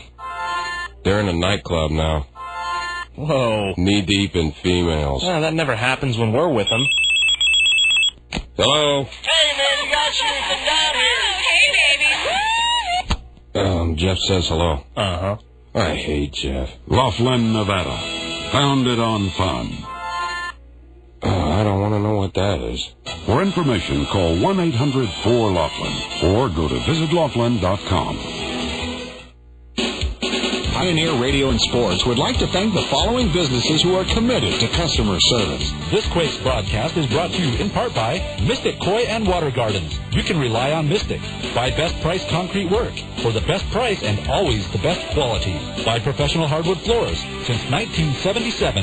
By Handyman Unlimited. Your repair needs the first time, on time. And by Prado Olympic Shooting Park. Bearing arms is your right. Safety is your responsibility.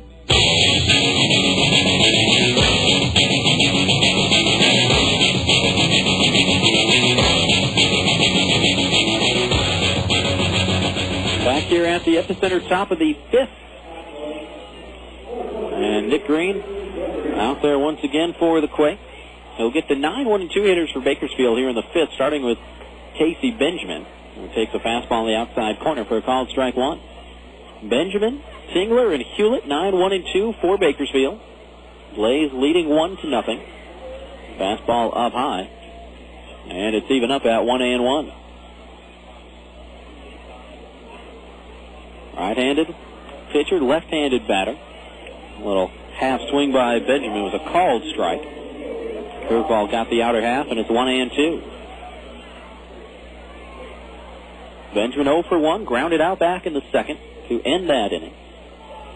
1-2. Curveball swung on and missed, and that is strike 3. There's strikeout number 5 for Nick Green. Back-to-back Ks. He got Gack to end the 4th, and now he gets Benjamin to start the 5th. And the leadoff man retired.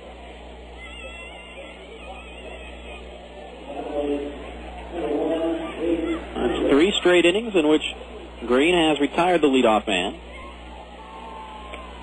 Fastball down and into the leadoff man, Jace Tingler. And it's 1-0. Tingler 1 for 2, a little bloop single back in the 1st, and then a ground ball in the 3rd. Fastball up high, 2-0. Freddy Sandoval even with the bag at third base. Might see a bunt here from Tingler. And he will bunt, and this one foul right at home plate. And it's 2-1.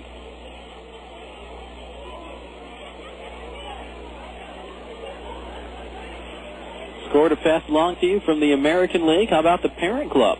Los Angeles Angels of Anaheim leading 3-0 over the New York Yankees over there at Angel Stadium. Inside out swing and past Sandoval. That's a fair ball down the third base line. Toussaint over to get it. Wasn't hit overly hard as he'll hold Tingler to a single. We talked about Sandoval playing even with the bag. If he's back at normal depth, he probably makes that play no problem on the backhand side, but even though it wasn't hit all that hard, Sandoval just could not make the dive and play. And Tingler with a one-out single the opposite way. The 5th hit of the night for Bakersfield. So 1 on and 1 out. Here's the second baseman, Timothy Hulett.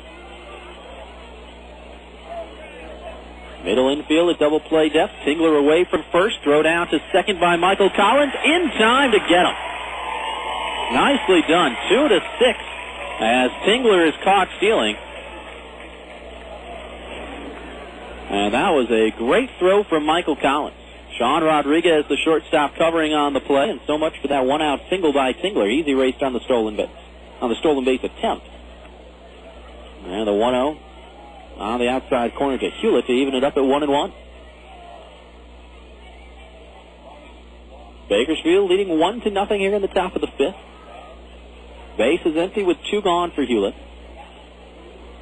And that off-speed pitch way high and outside, 2-1. Hulett, 0 for 2 tonight. A fly out in the 1st and a strikeout in the 3rd. One of 5 strikeouts on the night for Nick Green. 2-1. Popped him up. Third base side. Sandoval behind the bag will make the catch. And that will do it for Bakersfield here in the top of the 5th. So a 1-2-3 inning in a roundabout sort of way for Nick Green. Does give up a hit, but Tingler erased on the caught stealing. And nobody else gets the ball out of the infield. Bakersfield in the 5th, no runs on a hit, no errors and none left. We're halfway through, going to the bottom half with inning number 5. Bakersfield leading the Quakes 1-0. Dog waste left on a lawn or sidewalk is disgusting, especially when left on your lawn. But it doesn't end there. It becomes a public health risk. When it washes away with the rain or a hose off any lawn or street surface and drains directly into the Santa Ana River, carrying harmful bacteria. As a dog owner, you can set a good example by picking up after your pet every time. Your actions will influence your family and your neighbors. Please take the following steps to care for your canine and help protect your neighborhood and public health. Clean up after your dog every time. When you grab the leash, grab a bag and have it with you. Take advantage of the complimentary complimentary bags offered in dispensers at local parks and use them to dispose of your pet's waste. Make sure you always have extra bags in your car so you are prepared when you travel with your dog. Carry extra bags when walking your dog and make them available to other pet owners who are without. Teach kids how to properly clean up after a pet. Encourage them to throw used bags into the nearest trash receptacle if they are away from home or on a walk. For more pollution prevention tips, please call the City of Rancho Cucamonga at 909-477-2740, extension 4060. 909-477-2740, extension 4060. Single-A ball players work hard because they want to make the big leagues. When it comes to hardwood flooring, you want to work with a company that's already made the big leagues. You want to work with Professional Hardwood Floors. With 20 years of experience, Professional Hardwood Floors can expertly handle all your hardwood floor sanding, installation, restoration, and repairs. So, go with the pros. Look for Professional Hardwood Floors in your Verizon Yellow Pages underfloors. Every track, real name, no gimmick. Two trailer park girls go round the outside, round the outside, round the outside. It's the bottom of the fifth here in Rancho Cucamonga, and the number 5 man in the order, Matt Pauley, will lead things off. He'll be followed by Ben Johnson, then Cliff Remily, 5, 6, and 7. For the Quakes against the right-hander Eric Hurley, as Pauley offers at the first pitch, fouls it off the screen, and it's 0-1. Bakersfield leading 1-0 here in the bottom of the fifth. Pauley has been to the plate just once before, popped up back in the second. In from the left side, the 0-1 down and in. That'll squirt past the catcher Mike Nickeas, and it's even at a ball and a strike. Fans want to remind you that Quakes Baseball is brought to you in part by Romano's Macaroni Grill of Rancho Cucamonga. They're on Foothill Boulevard. You can choose from more than 35 Italian specialties. Romano's Macaroni Grill, all the Italian you need to know. Swing and a miss by Pauley there, and it's 1-2. Outfield way around towards left on Pauley. Fastball high and outside, and it's even now 2 balls and 2 strikes. I mean, way around. The right fielder, Stephen Murphy, basically playing in right center field. That's off the end of the bat on the infield. Roll to the shortstop, Germán Durán. Throw to first in time. Pauley made that play close. Nice hustle up the line there by Pauley, but Durán had enough on the throw. Score it 6-3. That's 6 in a row retired by Eric Hurley. And 1 away here in the bottom of the fifth. Here's the DH, Ben Johnson. BJ 0 for 1. Lined out back in the second. On a ball hit out to Jace Tingler in center field. Switch hitter in from the left side, and the fastball up and away for ball 1.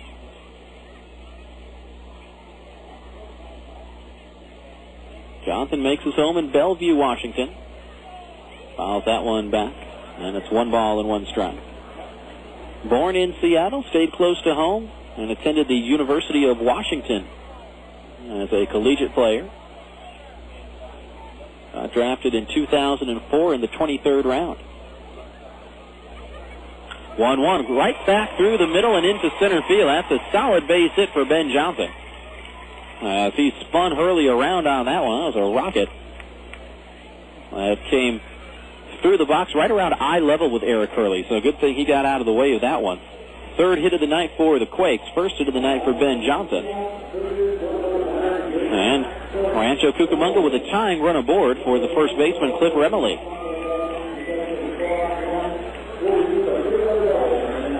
Remily, he'll stand in from the left side.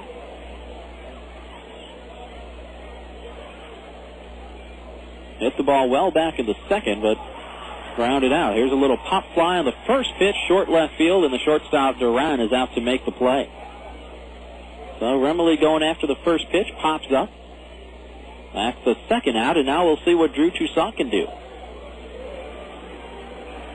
Bakersfield leading 1-0 here in the bottom of the fifth.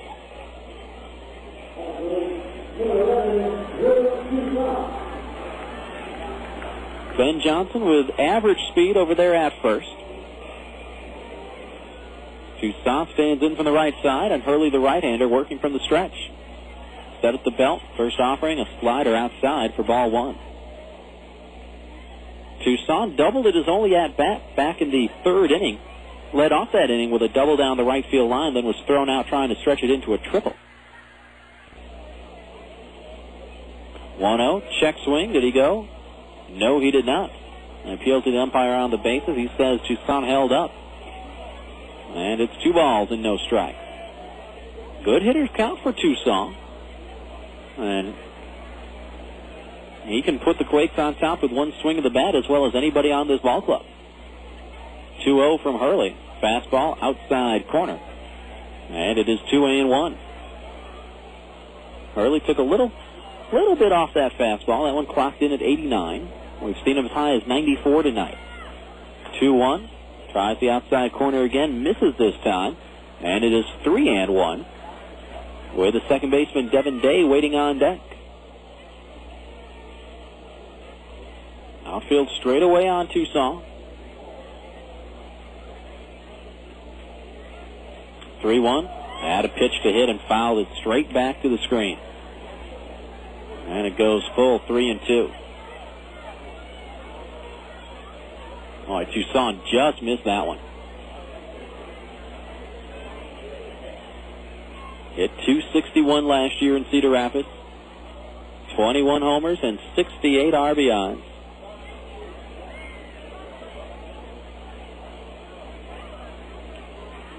Runner moving and the fastball outside, and that's the first walk given up by Eric Hurley tonight.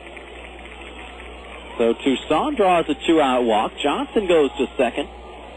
And now 2 on and 2 out, and the tying run is in scoring position for the Quakes. Bakersfield with a 1-0 lead. That came courtesy of a solo home run by Stephen Murphy back in the top of the 4th. Here we are in the bottom of the 5th, and Rancho with their best scoring opportunity so far. As Devin Day stands in from the right side. Hurley with a look back. He'll step off, and he'll call the catcher Mike Nickeas out for a talk. Day 0 for 1. Grounded out back in the 3rd. Hit .284 last year for the Quakes. 5 home runs, 22 RBIs in 60 ball games. See what he can do here. Base knock would tie it up more than likely.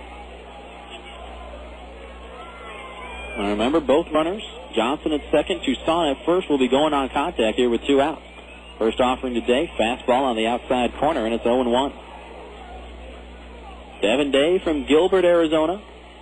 Signed as a free agent back in 2004.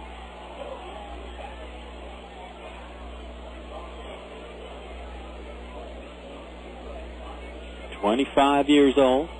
0-1 in the dirt, backhanded, throw down to first, and it's past Ian Gack, and both runners are going to move up. Johnson to third, Toussaint down to second. Mike Nickeas, the catcher, tried to make a snap throw down to first and threw it away. Gack, the first baseman, was not holding the runner Toussaint on. So Gack was moving back to the bag. Toussaint was moving back to the bag. And Nickeas threw it away. That'll be a throwing error on Nickeas. And now the runners are in scoring position. Both of them. And it's 1-1 on Devin Day. Big spot here in the 5th, the 1-1. There's a fastball strike, and it's 1-2.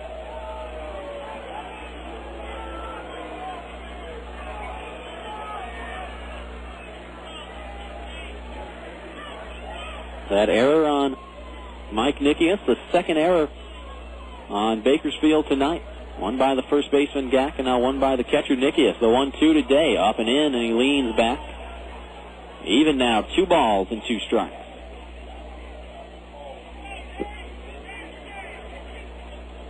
Day trying to put the Quakes on top here in the bottom of the 5th. Down 1-0.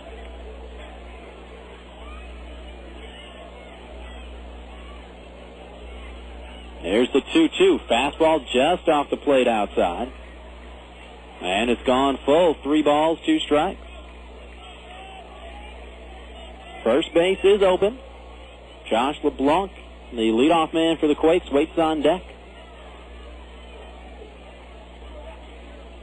Check of the runners by Hurley. 3-2 outside, and he walks Devin Day to load him up.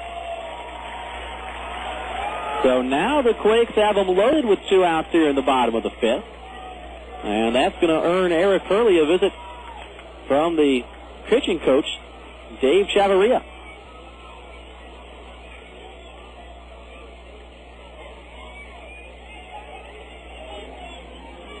The second walk allowed by Hurley, and they come to back-to-back batters.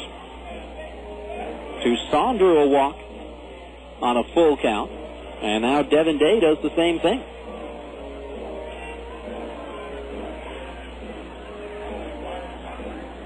So a great opportunity for Rancho here in the bottom of the 5th.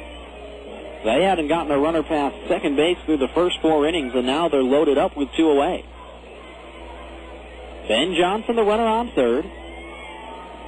Toussaint on second, Day on first. A single, 2 walks, and a throwing error have loaded the bases for Rancho here in the bottom of the 5th. And now here's LeBlanc from the left side. Crowd comes alive a little bit. Right-handed pitcher, left-handed batter. First pitch down low for ball 1. LeBlanc 0 for 2. Grounded out to short in the first, then rolled one over to second in the third. Outfield around towards left. The 1-0 check swing on a slider down and in, and they say he went around. Would have been a ball, but a nasty pitch there from Eric Hurley. And the count evens at 1-1.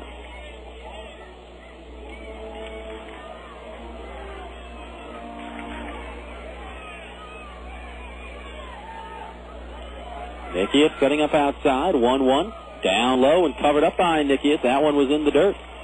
It is 2 balls and a strike. All right, this inning started when Matt Pauley grounded out. That was 6 straight outs at the time for Eric Hurley.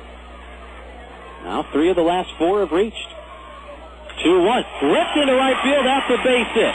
Johnson going to come in to score. Toussaint coming around third. The throw is cut off.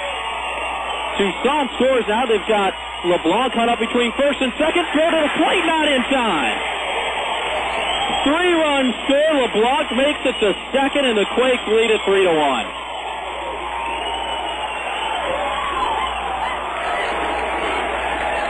Boy, that's alert base running by Devin Day to score all the way from first right there.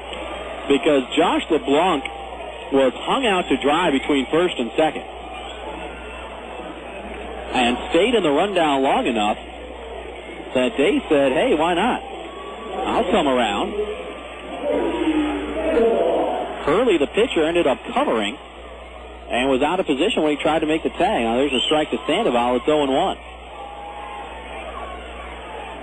Now we'll figure out how they score that. It should be 2 RBIs for LeBlanc.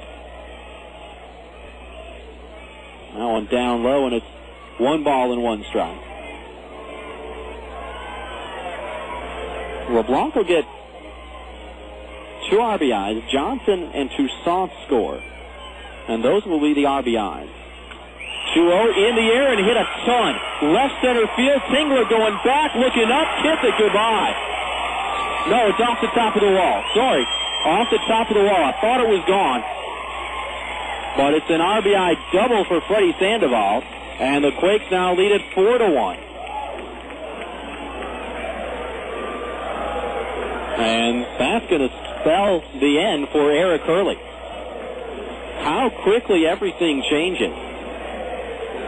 Again, this inning started with Pauley grounding out to make a run of 6 straight outs for Eric Hurley. Next thing you know, the Quakes have put up 4 on the board, and they've chased Hurley from this ballgame. Fans, we've got ourselves a pitching change. Here in the bottom of the 5th, the Quakes have put up 4 runs. A base is clearing single by Josh LeBlanc, and an RBI double by Freddy Sandoval. And Bakersfield dipping into the bullpen. We'll go ahead and step aside for 60 seconds, a 1-minute break, and we'll tell you all about the new pitcher when we come back here on the Quakes Radio Network. Tonight's game is being brought to you by SoCal Sportswear in Downey. SoCal Sportswear is the official provider for the LA Sparks and for Long Beach State as well. Your high school or college will enjoy all-star workmanship at all-star prices. Call 562-923-0909. That's 562-923-0909. SoCal Sportswear in Downey will put your name or logo on any type of hat, visor, tank, T-shirt, short, jacket, you name it. SoCal Sportswear in Downey. When you want it done right the first time, 562-923-0909. Got yourself a gun.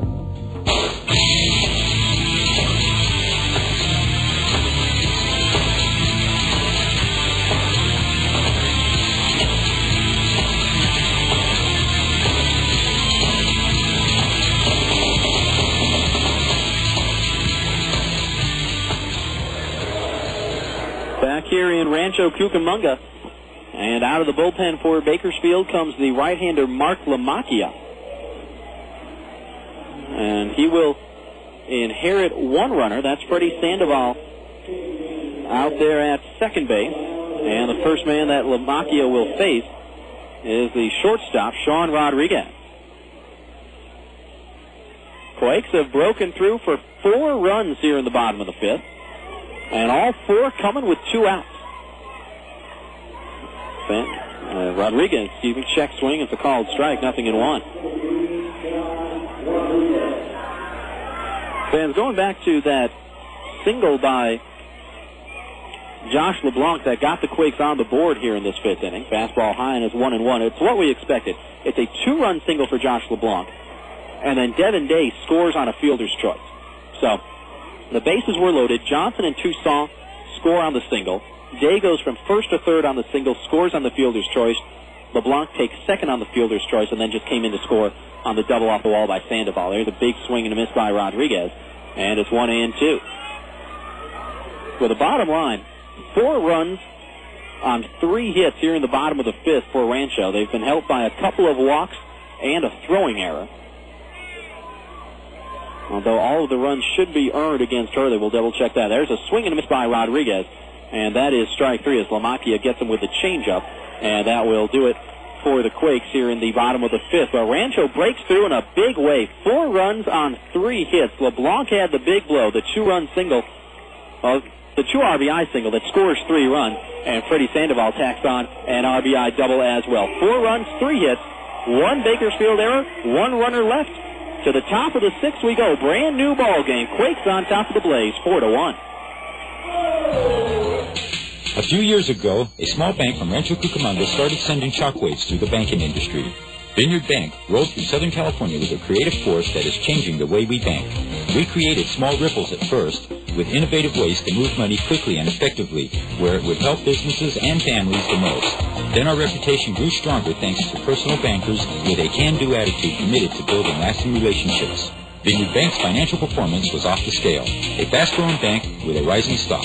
New, customer-friendly branches offering easy access to your money, opening throughout the Southland. Online banking on our award-winning website at www.vineyardbank.com. That's Vineyard Bank. Proud to be your hometown bank. Proud to support our hometown team. For more information, please call 1-800-442-4996. That's 1-800-442-4996.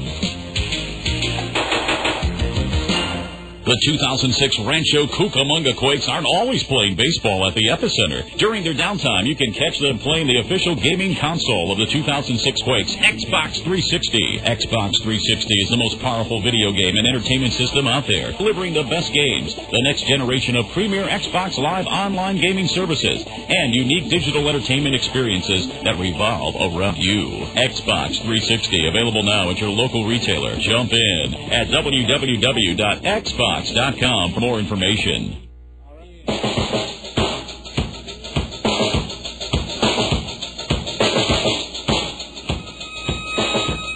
It is the top of the 6th here at the Epicenter. Quakes with a 4-1 lead. And now Rancho Cucamonga has made a move to the bullpen as well. So Nick Green goes the first 5 innings, and he is in line for the victory. As here in the top of the 6th, he gives way to Michel Samar, who will work to the heart of the Blaze order. Fans, my name is Rob Sinclair. Very happy that you're spending a little bit of your Friday night with us here on the Quakes Radio Network. I want to say hello to my partners in crime, John Souter and Joshua Souter, producers and directors of this broadcast, doing their usual great job. Here in the 6th for the Blaze, it'll be Boggs, Nickeas, and Murphy, 3, 4, and 5. To face the right-hander, Michel Samar. Boggs in from the left side. First pitch, a fastball strike on the outer half. And it's 0-1. So you can close the book on Nick Green. 5 innings. Gives up a run on 5 hits. No walks. 1 hit batter and 5 strikeouts. And again, Green in line for the win here on opening night. Lamar with that high leg kick out of the windup. Fastball down low. This time 1 ball and 1 strike to even it up. Again for Green, 5 innings, a run, 5 hits, no walks, a hit batter, and 5 Ks. This one fouled off down the left field side by Boggs, and it's 1-2.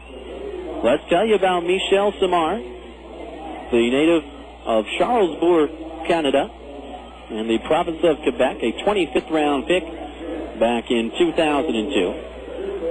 1-2. Down and in, and it's even now. 2 balls, 2 strikes. Samar last year, as a starter in Rancho Cucamonga, did not fare too well. 3-5 record and an ERA north of 7. Then went down to Cedar Rapids to close the year. Finished the year very strongly in the bullpen. All told, in Cedar Rapids, he went 6-4 with a 3.80 ERA. Here's a little looper out towards the shortstop, and Sean Rodriguez makes the catch on the backhand in short left field. Didn't think that was going to have enough to get over Rodriguez's head, and those long strides gobbled up plenty of turf, and he makes the catch. Leadoff man gone here in the top of the 6th. I'll tell you some more about Michel Samar. Coming out of the bullpen last year for Cedar Rapids, made his last 15 appearances out of the bullpen and allowed just 5 earned runs in his last 30 innings of work in Cedar Rapids last year. So he closed the year very, very strongly, and he'll play a big role in the Rancho bullpen this year. Misses outside there. 1 ball and no strikes on the catcher, Mike Nickeas. And there's the fastball swung on and missed, and it's even at 1-1. Nickeas tonight, hitless in 2 at-bats, was hit by a pitch in the first, and then grounded out to open things back in the top of the 4th. 1-1, bouncing ball back up the middle, but throwing to the left, Sean Rodriguez. Pitch, throws, and didn't get him as the throw pulled Remily off the bag. I thought Remily kept his foot on the bag, but the throw pulled him off. That'll be a throwing error on Sean Rodriguez. First error of the night for the Quakes. And that'll put a base runner aboard.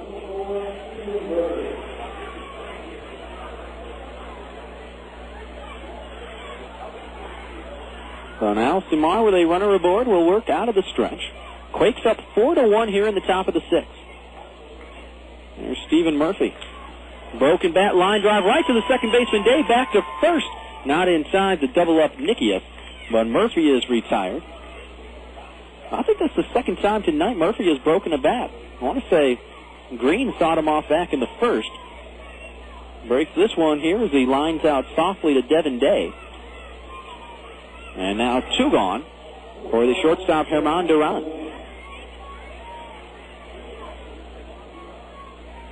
Durán with 2 hits tonight, plus a stolen base. He's 2 for 2. Toss over to first, and Nickeas is back standing up.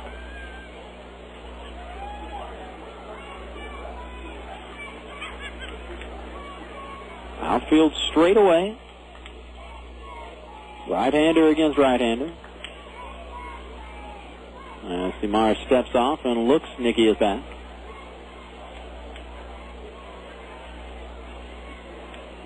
I want to say bonsoir et comment ça va to Michel's father listening back in Quebec. There's a bouncing ball right side, charging in Devin Day. Picks, throws, got him, routine. No harm done with a throwing error by Sean Rodriguez. And Samar does not let a ball out of the infield here in the top of the 6th. Nice inning of work from Michel. Bakersfield goes quietly. No runs, no hits, one Rancho error, one runner left. To the bottom of the sixth we go. Quakes with the lead in this one, 4-1.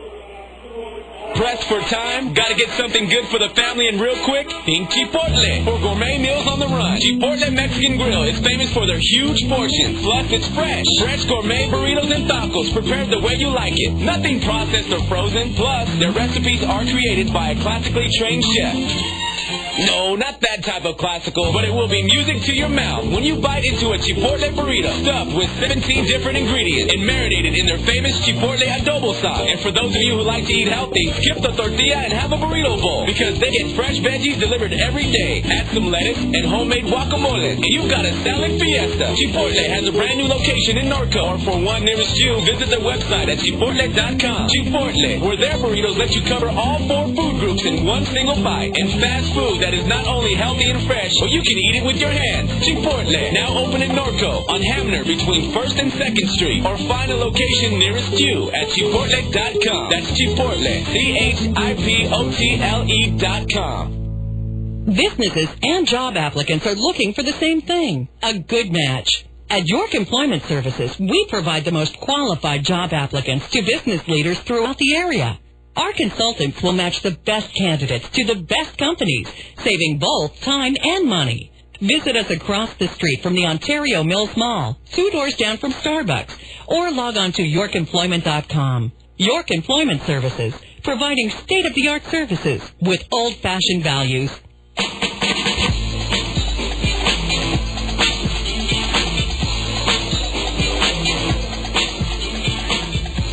It is the bottom of the sixth here in Rancho Cucamonga, and the only man not so bad in that 4-run fifth for the Quakes will lead it off here in the sixth. That would be Michael Collins, the catcher. Collins, Pauly, and Johnson, middle third of the order for Rancho Cucamonga, in a ball game that the Quakes lead it 4-1. As Mark Lamacchia will begin his first full inning of work for Bakersfield. He struck out Sean Rodriguez to end things in the fifth. Works exclusively from the stretch, and the fastball high to Collins for ball one. Fans, just a reminder, Quakes baseball brought to you in part by Round Table Pizza here in Rancho Cucamonga. Bring in your Quakes ticket stub to get a large one-topping pizza for just $10.99 plus tax. Give them a call, 909-980-8040 for delivery. That's Round Table Pizza. The fastball outside to Collins. 2 balls and no strikes now. Collins 1 for 2, a single back in the second and a strikeout in the fourth.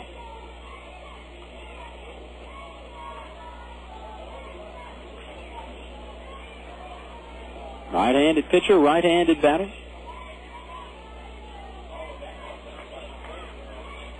2-0 on the way, up and in, almost grazed him. Rolled his shoulder out of the way, and it's 3 balls and no strikes.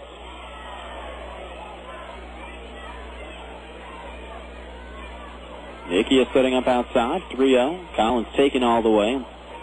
There's a strike right down the middle from Lamacchia, 3-1. Lamacchia spent last year in Clinton, down in the Midwest League. Went 4-2. Had 1 save and a 3.73 ERA. Pulls the string there on Collins. And foul tips it after plate, and it goes full, 3-2. Lamacchia appeared in 32 games in the Lumber Kings bullpen. Gave up 48 hits in 62 2/3.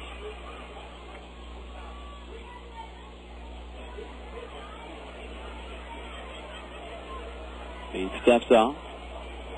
Started this at-bat by going 3-0 Collins. Now it is full. Quakes look to build on that 4-run rally from the bottom of the fifth. As Tremor dances on top of the visiting dugout. Little flare first base side. Well, that'll get into the seats. And we'll do it again, 3-2. Lamacchia in those 62 2/3 innings last year had 53 strikeouts and 26 walks. So almost exactly a 2-to-1 ratio of strikeouts to walks.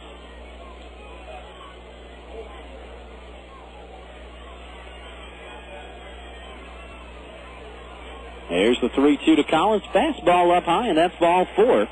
And the Quakes will put the leadoff man on.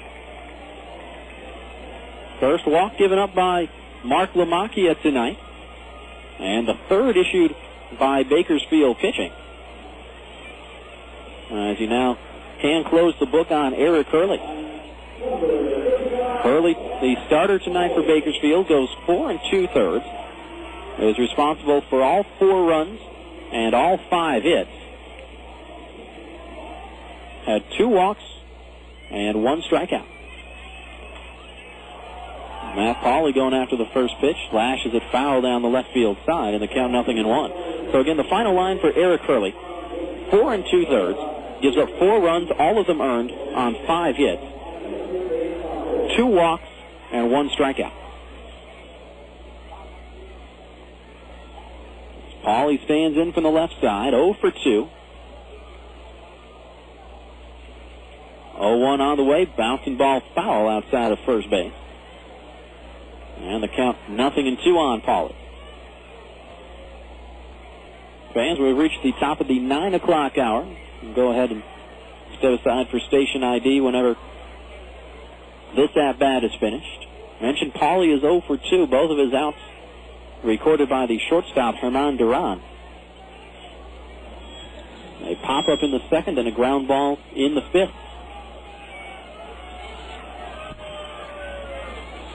0-2 on the way, fouled back. And we'll do it again. Pauley from Houston, Texas. One of 4 guys on this Rancho Cucamonga roster that call Texas home. Fernando Rodriguez is from El Paso. Josh LeBlanc is also from Houston. And Cody Fuller is from Texas as well, went to Texas Tech. The fastball up high. And it's 1-2 on Pauley.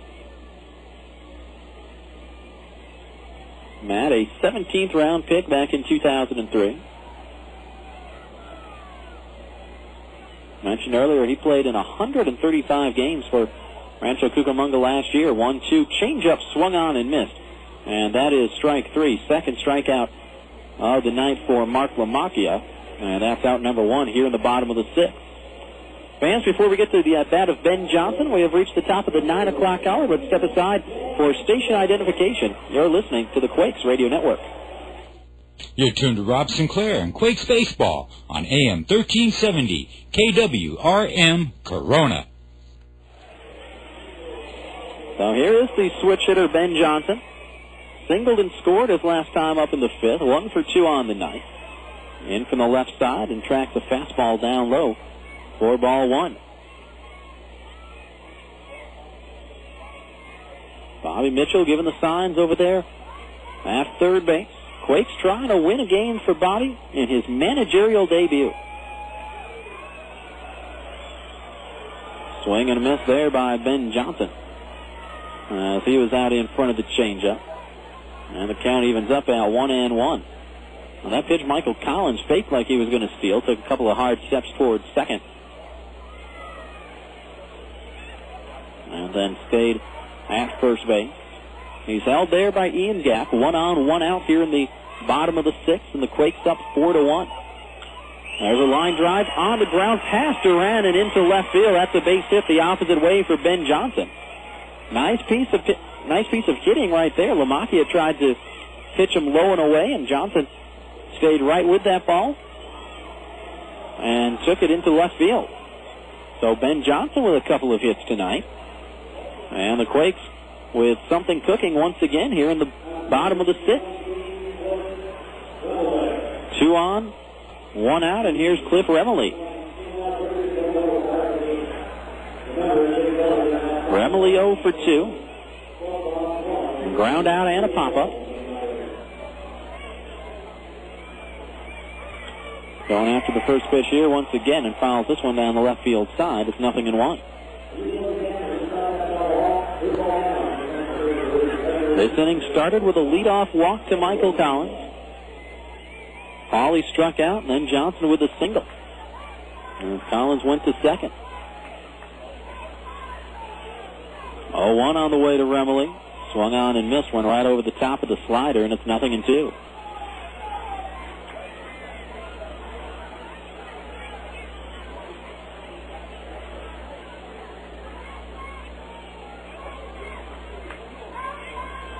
field, a little bit around towards left. And that one down and in. The count goes to 1-2. Remley did not chase it. Andrew Toussaint waiting on deck. He's been aboard both times tonight.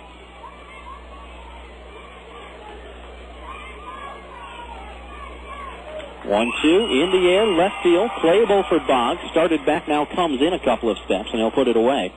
And the runners stay put at first and second, respectively. That's the second out here in the bottom of the sixth, and we'll see what Toussaint can do. One score to pass along to you from around the California League tonight. Lancaster had an early lead on Lake Elsinore, but the Storm have battled back to tie it. They're at the Diamond in Lake Elsinore, tied at 1 through 5 innings. First offering's Toussaint. Fastball up high. It's 1-0. Toussaint, an auspicious debut tonight. A double his first time up in the third, although he was thrown out trying to stretch it into a triple. Then drew a walk and scored a run back in the fifth. That's a fastball strike, and it's even on 1-1. Right-hander against right-hander. Mark Lamacchia in his first full inning of relief for Bakersfield. 1-1 on the way to Toussaint, and a slow roller to the left side, charging in the third baseman Benjamin. Throw to first is high, but in time. Good stretch by Ian Gack over there at the bag to keep his toe on the bag. And that will do it for the Quakes here in the bottom of the sixth. So Lamacchia survives the leadoff walk to Michael Collins and strands a pair. Quakes get no runs on a hit, no blaze errors, and 2 runners are left. To the top of the seventh we go. Rancho with the lead, 4-1.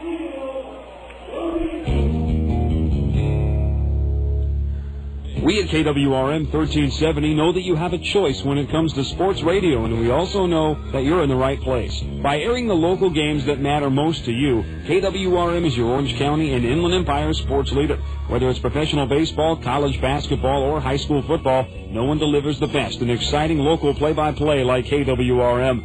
Check out our new website at KWRM1370am.com. That's KWRM1370am.com, and thanks for being a part of our all-star lineup. Friends and family visiting you this summer? Don't worry. Add a room instantly by calling your friends at the Red Roof Inn. Red Roof Inns offer quality rooms, friendly service, great rates, and kids stay free. Plus, as a Ready Card preferred member, you'll earn points towards free room nights. With 360 Red Roof Inns nationwide, you'll find locations everywhere, including Ontario, San Dimas, and Victorville. Visit us today at redroof.com or dial 800-RED-ROOF. You wouldn't want your favorite sports team to only play offense or only play defense. So when it comes to insurance, why settle for someone that can handle only your auto policy? Bring your home and auto insurance to Allstate now, and you can save big on both. You deserve someone that can assist you more. That's Allstate stand. Are you in good hands? Hey, sports fans, call Allstate agent William Knight at 909-987-6403 today. Subject to availability and qualifications, Allstate Insurance Company, Allstate Property and Casualty Insurance Company, and Allstate Indemnity Company, Northbrook, Illinois.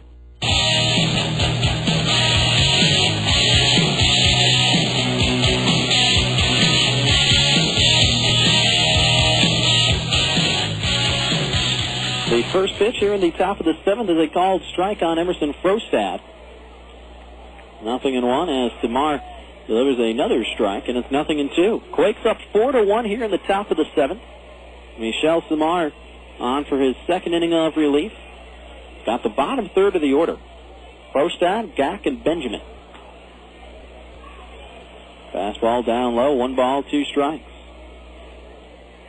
Frostad tonight, 0-2. Slide to center field in the second, and then grounded out in the fourth. Bouncing ball back up the middle. On the back end, Devin Day has it, and the throw across his body in time. Score that one 4-3. And 1 away here in the top of the seventh.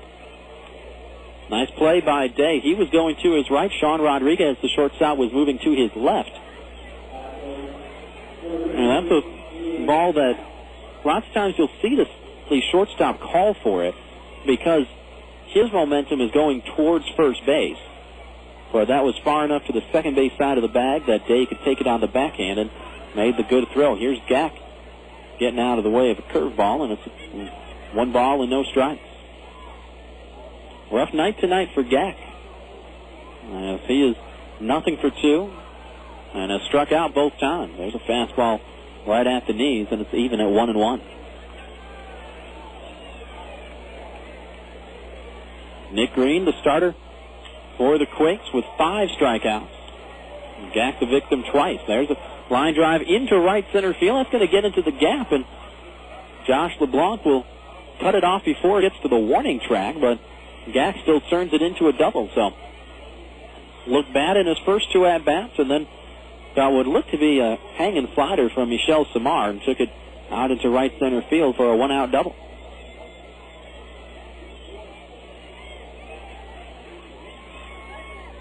For Bakersfield, that's their first hit since back in the 5th inning.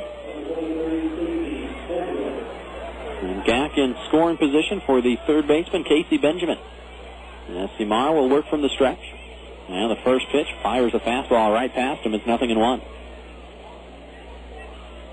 Benjamin 0 for 2 tonight, grounded out to end the second, and then struck out swinging to begin the 5th. Check of the runner by Samar. 0-1 downstairs. And it's even up at 1-1. There is action in the Quakes bullpen. I believe that is Joe Torres getting loose. Definitely a left-hander. Not take that back. That is Mike Pete. So Petey warming up. If you're with us for the On Deck show, you heard Bobby Mitchell talk about the unsettledness at the back end of his bullpen. 1-1 in the air, left center field. This is going to get down into the gap, and this is going to score a run. Gack coming around third. He's going to score. And stopping at second with a stand-up double is Casey Benjamin. And just like that, the Blaze have cut the lead in half. It's now 4-2.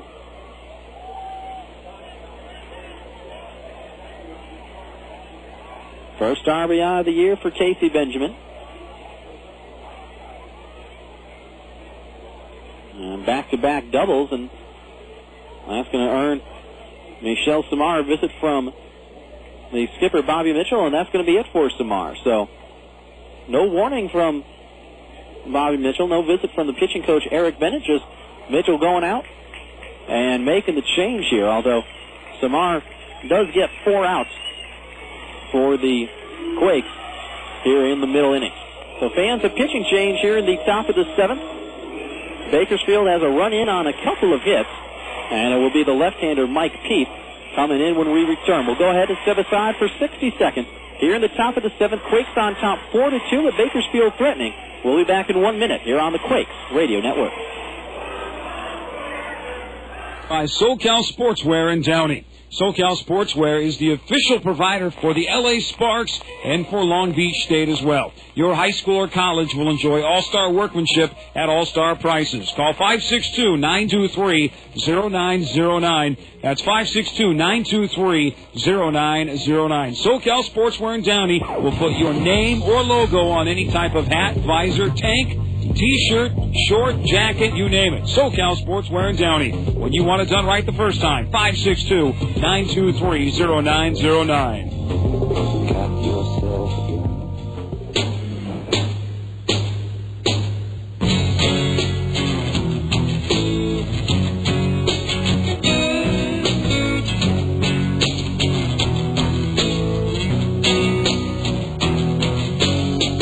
Back here in Rancho Cucamonga as the left-hander Mike Pete finishes up his warm-up tosses. And this is a situation that Pete comes into. Quakes on top 4-2 here in the top of the 7th. Pete will inherit 1 runner. That's Casey Benjamin, who's out there at second base. Still the responsibility of Michel Samar. And the first man that Pete will face is the center fielder and left-handed hitting Jace Tingler. So Tingler who does have a pair of hits tonight and 3 trips to the plate, represents the potential tying run for Bakersfield. Pete will begin from the stretch, lefty against lefty. Now the first offering, big breaking curveball, and it missed inside. 1 ball, no strikes. Give you the vitals on Mike Pete, 5'11", 175 pounds. He's from Brandon, Florida. Pitched collegiately at the University of Florida. 1-0, down low, 2 balls and no strikes. Signed as a free agent after 2005. Got assigned to Orem out of the Pioneer League. And promptly won a championship his very first year in professional baseball. Got spoiled. 2-0, fastball high, and it's 3 balls and no strikes.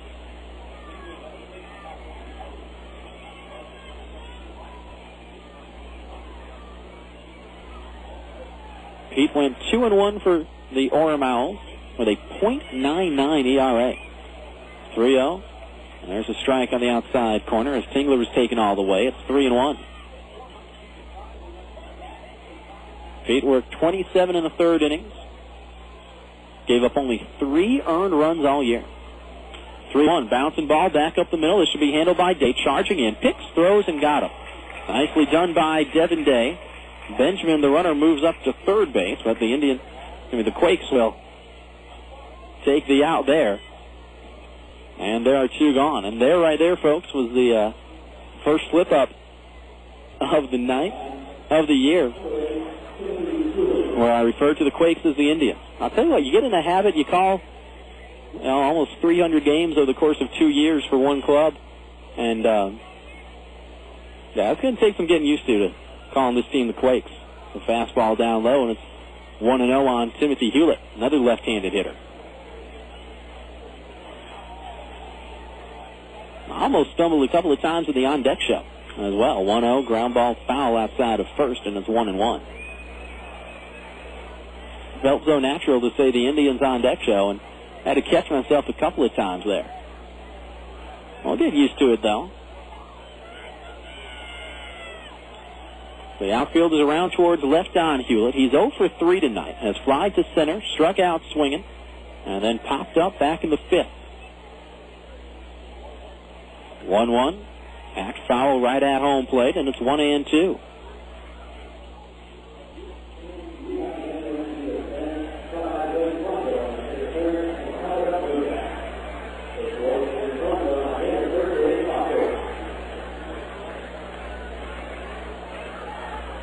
Pete coming in and going lefty-lefty with the first couple of hitters he faces. Tingler, he got him. Now here's Hulett.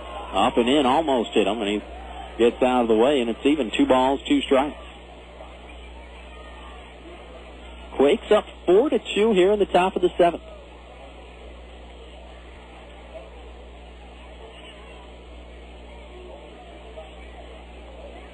Two. Little half swing and a roller up the first base line. That's foul. And we'll do it again. You look at how the outfield is positioned for the Quakes. You've got Toussaint and LeBlanc in left field and center field, respectively, shaded around towards left. And then you've got Pauly basically playing a true right field. So there is a whole lot of room in right center for Hulett. So what Pete comes back with here, the 2-2, down in the dirt and covered up by Michael Collins as the count goes full. Benjamin, the runner on 3rd, very aggressive over there at 3rd base. Had taken a few steps towards home plate before he got called back by the manager, Carlos Subero. 3-2, curveball inside, and that's ball 4, and that will put the tying run on base now. First walk given up by Mike Pete, and that's the first walk given up by Quakes pitching tonight. Nick Green did not walk a man in 5 innings. Michel Samar did not walk a man in an inning and a third. Now, you cannot close the book yet on Samar. He's still responsible for Casey Benjamin over there at 3rd base. And now Mike Pete has his hands full. He's got to get the left fielder, Brandon Boggs. 2 on, 2 out here in the top of the 7th. Quakes on top of Bakersfield 4-2. Fastball up high and away, and it's 1-0. Brandon Boggs tonight, 0 for 3. He has struck out, popped up, once to the catcher and once to the shortstop. Toss over to first, and back safely is Timothy Hulett.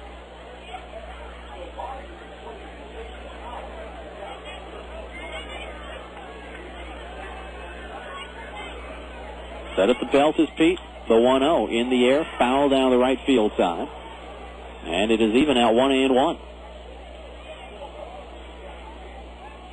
Brandon Boggs last season in Clinton hit .246 with 13 home runs and 51 runs batted in. So he's got some pop in his bat.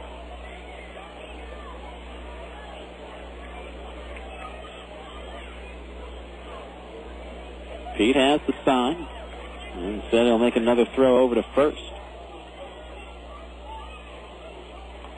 Now, Hulett, the runner on first, does have good speed. He stole 20 bases last year. Casey Benjamin, the runner on third, stole 7. So you don't know if Carlos Tubero, the Bakersfield manager, will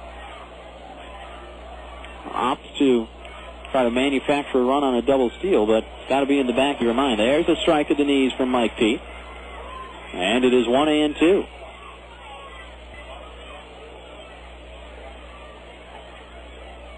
Back-to-back doubles got Bakersfield a run here in the 7th. Now there are runners on the corners. 1-2 from Petey. Down in the dirt, covered up by Collins. He'll fake a throw down to second, but will not make a throw. Hulett will go to second, and that will be a wild pitch charged to Mike Pete. It wasn't overly wild by Pete. It was just down in the dirt. Collins did a good job to block it, but Hulett did not hesitate whatsoever, and now the tying run is in scoring position. 2-2. In the air, right field, towards the line. Now this one is going to slice foul and get out of play. Pauly ended up getting pretty close to catching that ball. He was out all the way in the bullpen for Bakersfield, as the relief pitchers graciously gave him some room, but that ball just sliced away a little bit too far from him. But Pauly made that closer than I thought he was going to make it. Thought that ball was into the seats, no problem.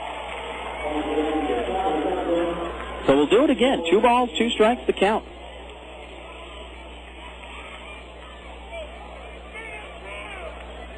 Runners on second and third with 2 outs. The 2-2. Down and in and past the catcher. Collins, he'll flip to first. Pete covering, and they got him at the plate. Yes, sir. Oh, baby, what a play by Mike Pete. Benjamin can't believe it. Subero, the manager, can't believe it. Boy, Casey Benjamin is all sorts of upset right now. He cannot believe he was called out, but I tell you what, I think that was the right call. And that's going to do it for Bakersfield here in the top of the 7th. The Blaze get a run on a couple of doubles. No Rancho errors. 1 runner is left. And fans, you know what time it is. Get on up. Stretch them out. To the bottom of the 7th we go. Rancho holding on to the lead, 4-2. Galliano Winery, located at 1431 Wineville Road in Mariloma, California. In business since 1927, the Galliano family's roots run deep in Cucamonga Valley's winemaking history, offering a unique array of 25 varieties, including award-winning wines as well as custom labels. The Galliano tradition continues to grow in the Inland Empire. Try the latest award-winning wines in a relaxed country atmosphere of the tasting room. Enjoy a tour of our landmark complex or relax in the beautiful picnic grounds. To reach Galliano Winery, call 909-685-5376. That's 909-685-5376. Or stop by Monday through Saturday, 9 a.m. to 6 p.m., and Sunday, 10:30 a.m. to 5 p.m.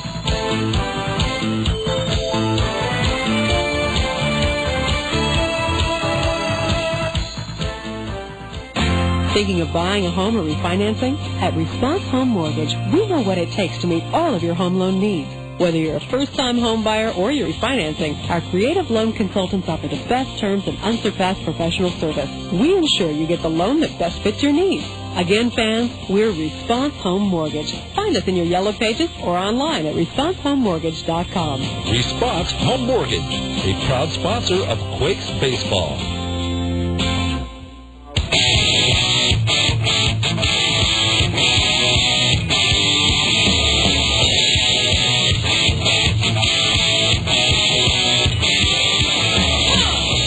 It's the bottom of the 7th here in Rancho, and the Quakes holding on to a 4-2 lead as Devin Day leads things off by taking a fastball up high for ball one. Day to start, then back to the top of the order with Josh LeBlanc and Freddy Sandoval. 9-1-2 against the right-hander Mark Lamacchia. That fastball inside, and it's 2 balls and no strikes.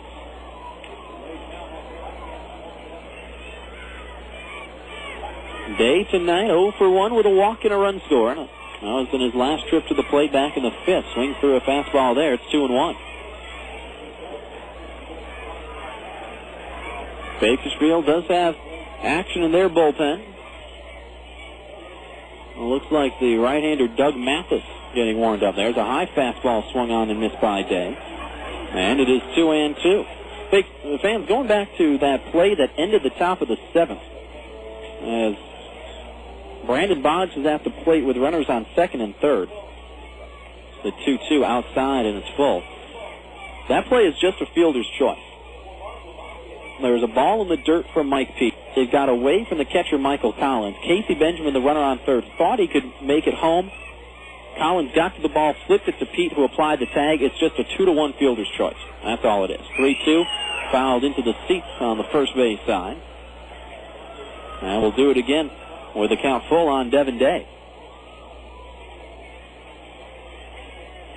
So that means when we get to the top of the 8th, Brandon Boggs will still be at the plate.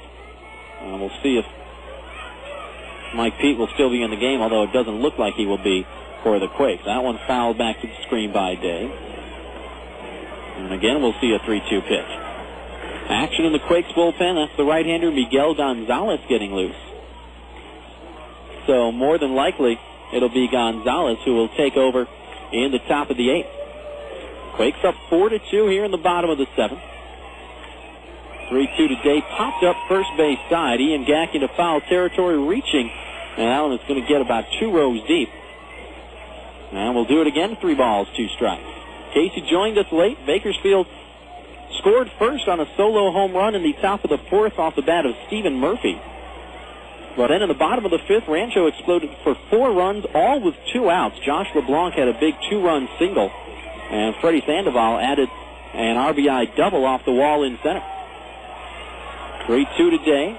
Fly ball, foul down the right field side, and we'll do it again. So that made it 4-1 after 5. Bakersfield got a run in the top of the 7th. An RBI double by Casey Benjamin. That cut the lead to 4-2, and that's where we stand here in the bottom half of the 7th inning. Now the 3-2 again. Ground ball back up the middle. Think that deflected off of Lamacchia's legs to the second baseman, Hulett, and he'll go to first for the out. That looked for a second like it was going to go right through the 5-hole on Lamacchia. And I think he moved his heel, he was instep, and just got enough of it. And whether he meant to or not, he deflected it to Timothy Hulett, the second baseman, who goes to first for the out. So 1-4-3 the scoring on that one. It's the second time we've seen a 1-4-3 ground ball tonight. Quakes turned one back in the 2nd inning when Benjamin grounded out off the starter, Nick Green. All right, back to the leadoff man, Josh LeBlanc. There's a called strike. It's 0-1. We were talking about LeBlanc just a second ago. Had that big single back in the 5th to put the Quakes on top. Fastball right around his ankles, and he gets out of the way. Even up at a ball and a strike. LeBlanc came up with the bases loaded and 2 outs there in the bottom of the 5th and delivered a bases-clearing single into right field. Outside, 2-1. LeBlanc officially got credit for 2 RBIs on that base hit. but he cleared the bases. When the throw got cut off, LeBlanc got hung up in between first and second. 2-1, down and in, 3 balls and a strike. And LeBlanc ended up putting himself into a rundown, and it was brilliant because he stayed in the rundown long enough for Devin Day to take off from third and come in to score. Day had gone from first to third on the single, and then came in to score. And that's a big run right there. Bouncing ball foul outside of first base, and it's full 3-2.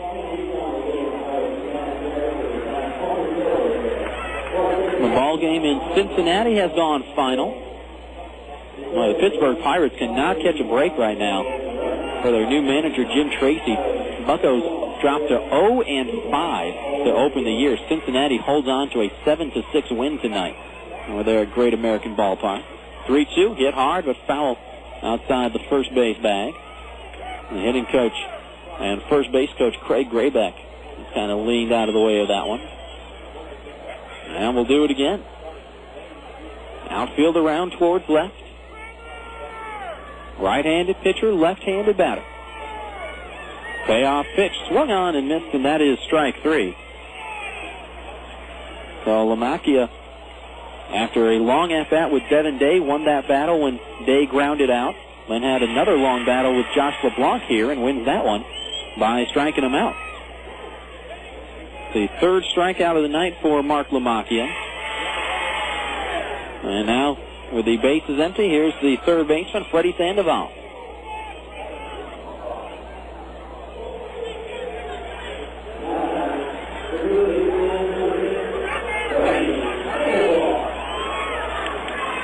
Sandoval, a switch hitter in from the left side. And an RBI double back in the fifth, his last time up. And Lamakia misses outside for ball 1. Sandoval from Tijuana, Mexico. 8th round pick in 2004 out of the University of San Diego. Takes a strike on the inner half there, and it's 1-1. Last year, Freddie had a good year in Cedar Rapids. Hit .281, 4 homers, 63 RBI. Down low, and it's 2 balls and a strike. 117 hits for Sandoval. 17 steals.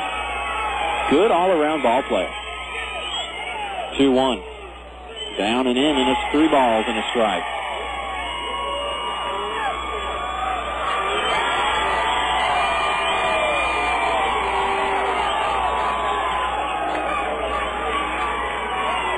Sandoval can reach. Sean Rodriguez would be next.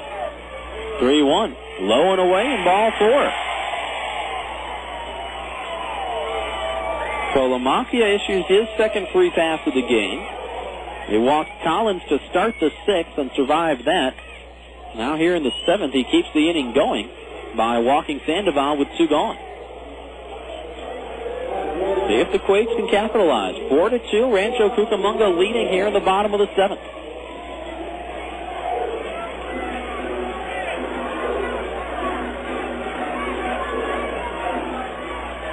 Sean Rodriguez stands in from the right side. Right-hander against right-hander. Toss over to first, and Sandoval dives back in. And here wouldn't be a bad place to send Sandoval. I mean, you're talking about a guy that had 17 steals last year. Best case scenario, he puts himself into scoring position. Worst case scenario, he gets thrown out, but then you've still got your heart of the order due up in the bottom of the 8th with Rodriguez leading off. Not moving on this pitch. And Rodriguez takes a fastball strike. It's 0-1. John Rodriguez tonight 0 for 3. He had lined to center, grounded to third, and struck out swinging his last time up in the 5th, and that was against Lamakia. He was the first batter to face Lamakia. Another toss over to first, and again, Sandoval dives back in.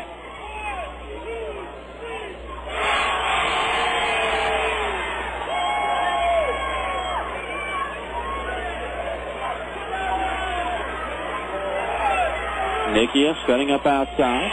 Off speed, that's high. 1 ball and 1 strike. Rodriguez, he also had an excellent year last year.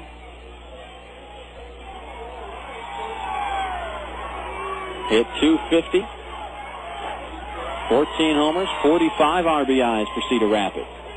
1-1 outside, 2 balls and a strike. Rodriguez led Cedar Rapids in hits last year with 124. He scored 86 runs, stole 27 bases. Now you talk to Craig Graybeck, the hitting coach, and he says Rodriguez is a guy that's really on the cusp of putting it all together. There's a line drive over a leaping Germán Durán and into left field. Now overrun by Brandon Boggs, and taken third on the play is Freddy Sandoval. That will not be an error on Boggs because Sandoval was going to third anyway. And a sharp single into left field for Sean Rodriguez to put runners on the corners.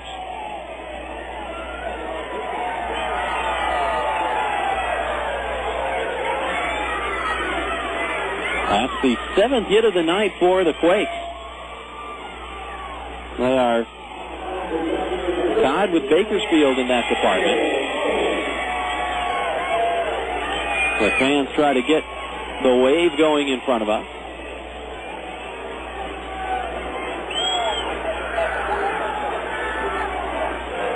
And out for a quick talk with Lamakia is the catcher, Mike Nickeas.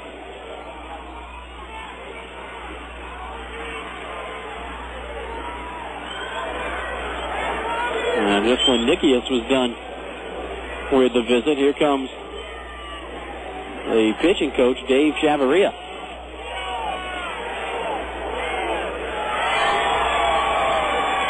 Well, let's take a look at some more scores from around the Major League. The parent club, Los Angeles Angels of Anaheim, have extended their lead. It's 4-1 on the Yankees in the 7th inning. And now we got the wave going. There you go. Always takes a little while to get it rolling, but these fans have the wave going now. Angels up 4-1 on the Yankees in the 7th. Oakland 3 outs away from a victory in Seattle as the A's lead the M's 5-0. That's it from the American League. Kansas City finally got a win, dropping the defending champion White Sox 11-7, and surviving a 6-0 deficit at one point in that game. 2 games in the National League still going on. Colorado with a lead on San Diego 7-4, and San Francisco doubling up Atlanta 2-1. So the conference is over. Here's Collins from the right side. First pitch, tracks the fastball, and that's a strike, 0-1. 2 on, 2 out for Rancho here in the bottom of the 7th. Sandoval on third, Rodriguez on first, and the Quakes leading 4-2.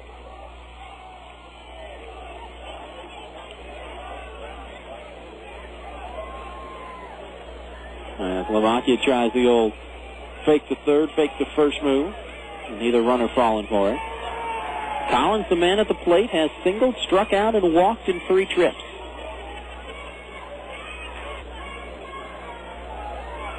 Slovakia from the stretch.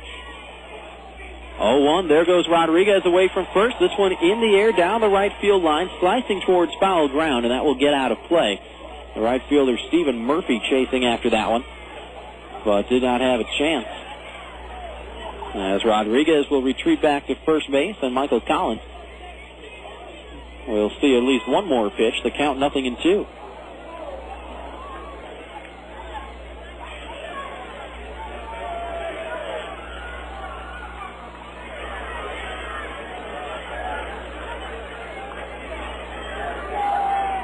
Collins, the native of Canberra, Australia, hit .320 in Cedar Rapids last year, 7 homers, 64 ribs. 0-2. Fastball up high. Good eye right there from Collins. And it is 1-2. That was a high fastball, one of those that looks so tempting. But good discipline there by Collins to let it go. Quakes up a pair here in the 7th. And insurance would be big right here.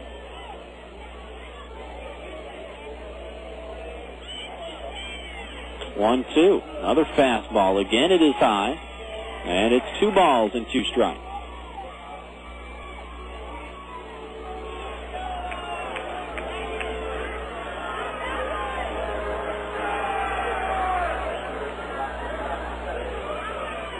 Again, the runners, Sandoval at third, Rodriguez at first. 2-2 the count, 2 on, 2 out. There goes Rodriguez, and they've got him picked off. They'll go to second, and they'll tag him out. That'll be a caught stealing for Sean Rodriguez. Yeah, it's a caught stealing for Sean Rodriguez. It actually goes 1-4. And he was running, and since he tried to go to second, then it is officially a caught stealing, not a pickoff. And that will do it for Rancho here in the bottom of the seventh. So the Quakes threaten, but run themselves out of the inning as Rodriguez is caught stealing. That will do it. In the seventh, no runs on 1 hit. No Bakersfield errors. 1 runner is left. To the top of the eighth we go. Rancho still with the lead, 4-2. Great moments in Laughlin history. Jeff from Barstow tries out his new camera phone. Hey, Jeff sending pictures from Laughlin. Looks like you rented a jet ski. Cool. Now he's floating by a pontoon boat. Are there girls on there? Yeah, those are girls. Are they hot? Yeah, and they're really tan. I think he's in a casino now. Are the girls with him? They're blowing on his dice. Nice, he won. Good. He owes me money. They're in a nightclub now. Whoa. Knee-deep in females. That never happens when we're with them. Hello? Hey, man, you guys should come down here. Hey, baby. Jeff says hello. Uh-huh. I hate Jeff. Laughlin, Nevada. Founded on fun. I don't want to know what that is. For information, call 1-800-4-LAUGHLIN or go to visitlaughlin.com. It's baseball season, and that means warmer weather, sports fans. They can get awfully hot, muggy, and just plain unbearable in the months to come. Eskimo Air Conditioning is the company you can depend on to keep you cool and comfortable. From commercial projects to servicing your home's air conditioner, they provide quality, courtesy, and professionalism in every job they do. Find out more by calling 909-920-3700 or log on to www.eskimoair.com. When things heat up, think Eskimo Air.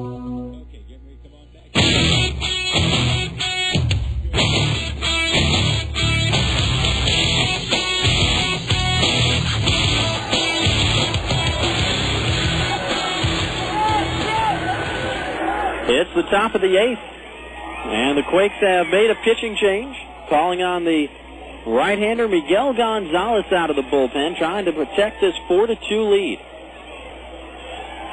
Here in the eighth, González will get Boggs, Nickeas, and Murphy, the 3, 4, and 5 hitters. Before we get to the action, I want to remind you that Quakes Baseball is brought to you in part this year by Esther Tacos in Upland, serving authentic Mexican food 7 days a week. Esther features tacos, burritos, quesadillas, and fajitas. Give them a call at 909-946-8111 for catering information and enter to win free Quakes tickets. Talk to my boys Gary and James over there. Good God. Here's the first offering. Fastball strike as Boggs was showing bunt. And the count 0-1. So again, Quakes leading 4-2 here in the eighth. Boggs, Nickeas, and Murphy, 3, 4, and 5 due up for the Blaze. And the 0-1 from Miguel González fires a fastball past a swinging Brandon Boggs. It's quickly 0-2. González, the fourth pitcher used by Rancho Cucamonga tonight.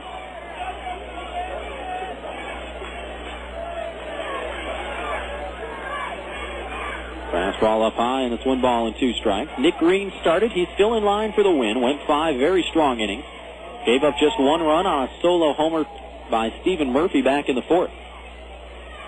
1-2, reached out and fouled at the plate. Boggs just got a piece of it. And it is 1-2 still. So Green started and went the first 5. Michel Samar went an inning and a third and was charged with a run on 2 hits. No walks, no strikeouts for Samar. Bouncing ball foul. Then Mike Peep came on back in the 7th and went 2/3 of an inning. Gave up 1 walk. And now they turn it over to González here in the 8th. The 1-2, fastball away, 2 balls, 2 strikes. Miggy Gonzalez, 6'1", 170 pounds, from San Fernando, California. 2-2, fastball off the plate a little bit inside, and it's gone full.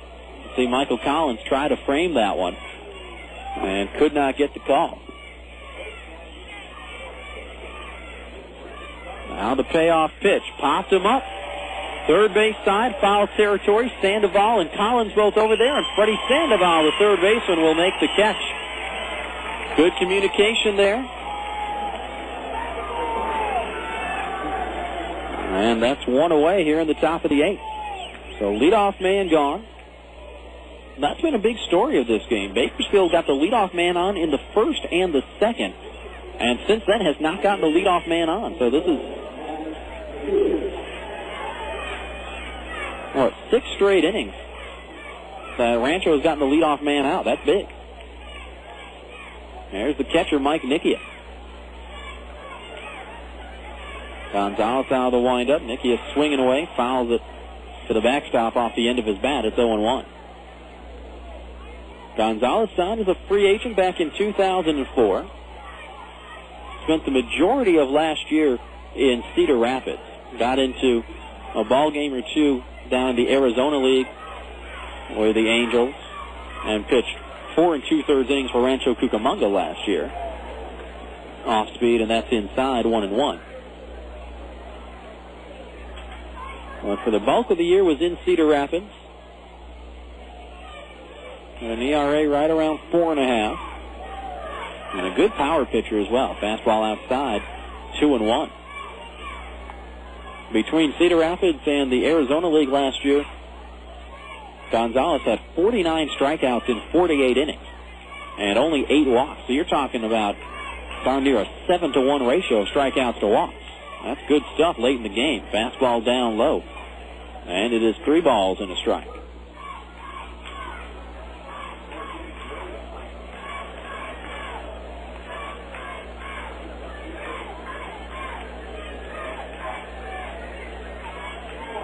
Three-one.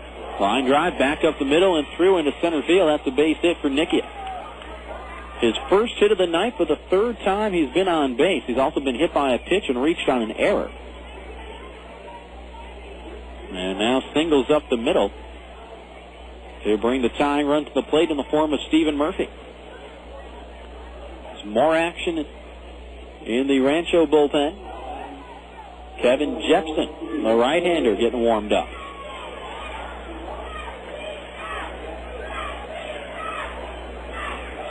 There's Murphy from the left side. 1 for 3. His one hit, a solo bomb back in the 4th. First offering from Gonzalez. Fastball at the knees. It's 0-1. Now, we mentioned Jepsen getting warmed up in the bullpen. He's the guy, along with Fred DeLoiza-Carney, that is going to be given the first shot at the closer's job for the Quakes this year. 0-1. Fastball a little bit low and inside. And it's even at a ball and a strike.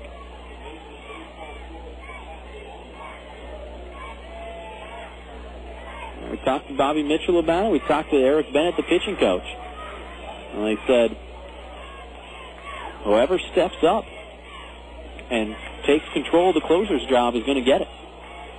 Down and in, 2 balls and a strike. And until that happens, it'll be closer by committee and also closer by situation. I mean, Miguel Gonzalez, he could close. He had 8 saves last year. So he's certainly a viable option. Infield, a double play depth behind him. Here's the 2-1. Downstairs, 3 balls and a strike now. And Gonzalez falling behind his 2nd straight hit. Nickeas, the runner on first, singled on a 3-1 count. And now Stephen Murphy is in a hitter's count as well. Quakes up 4-2 here in the top of the 8th. 1 on, 1 out for Bakersfield. The 3-1 popped him up. A big swing by Murphy, and he got under it. Right field, Matt Pauley calling for it, tracking it. He'll make the catch. And there are 2 gone. That was a towering fly ball off the bat of Murphy. It was really swinging for the fences right there. He misses it, however. And now here's the shortstop, Germán Durán. Durán 2 for 3. Singled his first 2 times up in the second and the fourth. Also stole a base back in the fourth, then grounded out his last time up in the sixth. Right-hander against right-hander. Nickeas leading away from first. He's held there by Rimley. And the first pitch, a fastball right on the outside corner. It's 0-1. Fans, this is just game 1 of the series and game 1 of the homestand. Fireworks after the game tonight. Tomorrow night, fireworks after the game with a 7:05 start. That one down low, covered up by Collins. It's a ball and a strike. Finish this series at 2:05 Sunday afternoon. And then starting on Monday, the High Desert Mavericks come to town for a 4-game series Monday through Thursday. So a lot of baseball coming your way this week. 1-1. Popped him up. Nice pitching by Gonzalez. High on the infield. Who wants it? The shortstop, Rodriguez, wants it and has it on the infield grass, and that will do it for Bakersfield here in the top of the 8th. So Gonzalez gives up the 1-out single, but Nickeas never leaves first base. And Bakersfield down quietly here in the 8th. No runs, a hit, no errors, and 1 left. To the bottom of the 8th we go. Rancho still on top of the Blaze, 4-2. The Charter Media Friday Family Fun Pack is back. Get 4 club seats, 4 hot dogs, 4 sodas, a Quakes baseball, 2 Boomers miniature golf passes, 2 Cold Stone Creamery buy 2 get 2 free coupons, and a voucher for a free on-demand movie from Charter Media. All for just $38. The Charter Media Friday Family Fun Pack is available May 26th, June 16th, June 30th, and August 25th. For more information, call the Quakes ticket office at 909-481-5252.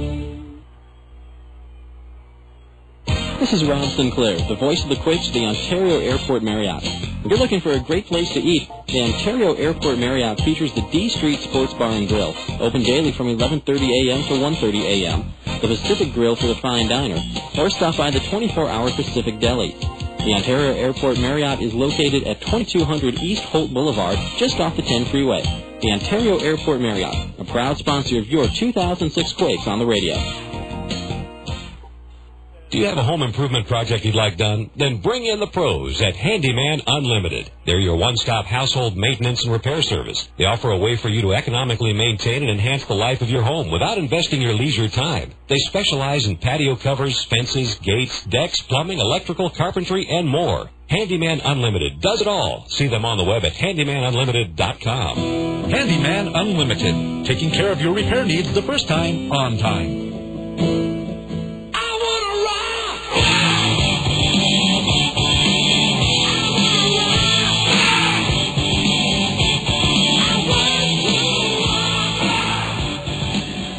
Back at the epicenter, bottom of the 8th inning, and a pitching change for the Bakersfield Blaze. Now, we will tell you about that in just a second, fans. First of all, got to tell you that Quakes Baseball brought to you in part this year by Bobby Bajas in Rancho Cucamonga, offering the best tri-tip barbecue in the Inland Empire. Let Bobby Bajas cater to your family just like they cater to the Quakes press box. Bobby Bajas, located on the corner of Foothill and Vineyard in Rancho, or give them a call, 909-989-9925. Folks, I got to tell you, they catered the press box food tonight. It was fantastic. You cannot beat the tri-tip over at Bobby Bajas. Good stuff. So pitching change here in the bottom of the 8th. Now we're trying to figure out who it is. We're going to go with Doug Mathis for right now for Bakersfield, and we'll explain why that's a little bit shaky. As Michael Collins starts the inning by going after the first pitch, fouls it deep down the right field side, and it's 0-1. Quakes up 4-2 here in the bottom of the 8th. Collins, Pauly, and Johnson, 4, 5, and 6, due up for the Quakes. Now, we mentioned a pitching change for Bakersfield. On the hill is number 22. On the roster, that's Doug Mathis. 0-1. Ground ball yanked to the third baseman, Casey Benjamin. Gobbles it up and throws him out by a step as Collins was hustling up the line. Scored that one 5-3. And there's one away. So it's listed as Doug Mathis on the roster, but Brian Thomas, the esteemed radio announcer for the Blaze, just came over during that last break and said, look, there's no way it's Doug Mathis. He's scheduled to start on Tuesday. So we don't really know who it is. We'll figure it out.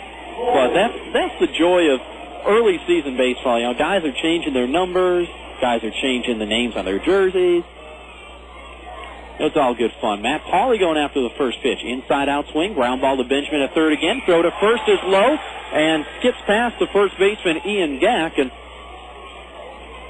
backing up was the second baseman, Timothy Hurley, and that will be a hit for Matt Pauley. So an infield hit, not going to penalize Benjamin for the throw. It would have been close even if that throw was perfect. And now it looks like we're going to have a pinch runner. Coming in to run is Cody Fuller. So Matt Pauley gets his first hit of the night and is replaced with the pinch runner Cody Fuller. And now here's the DH, Ben Johnson.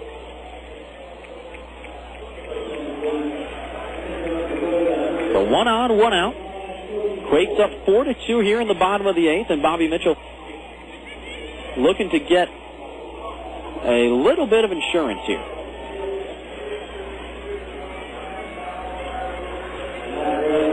Right-handed pitcher, left-handed batter. Johnson a switch hitter.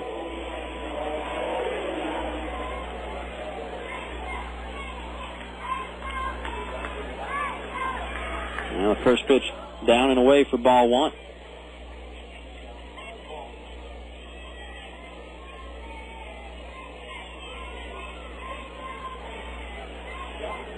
Johnson tonight, a couple of hits. And his last 2 trips, both singles in the 5th and the 6th. He's also scored a run.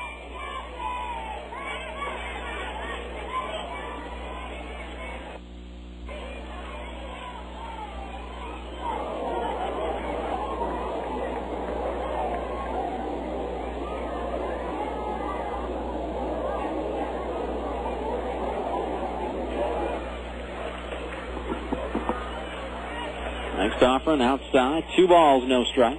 Good hitters count now for Ben Johnson. 2-0 the count.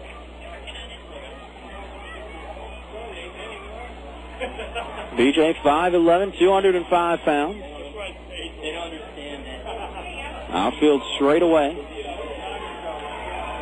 There goes Fuller, and this one ripped down the right field line. If it's fair, it's going to be extra bases, and it is just foul. Boy, Ben Johnson turned around on that one and turned a hair too soon and missed it by maybe a couple of feet down the right field line. And with Cody Fuller running on the pitch, that more than likely would have scored him. And as it is, we'll do it again. 2 balls and a strike to count.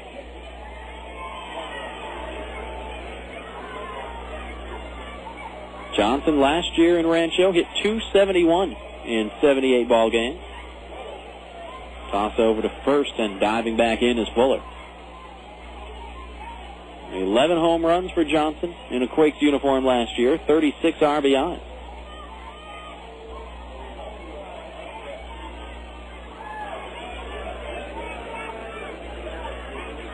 Two-one, fastball outside, 3 balls and a strike.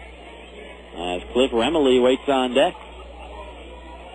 Closing in on the top of the 10 o'clock hour. We'll need to take a station break whenever Johnson's at-bat is finished. Mathis set. There goes Fuller again, and the fastball outside for ball 4.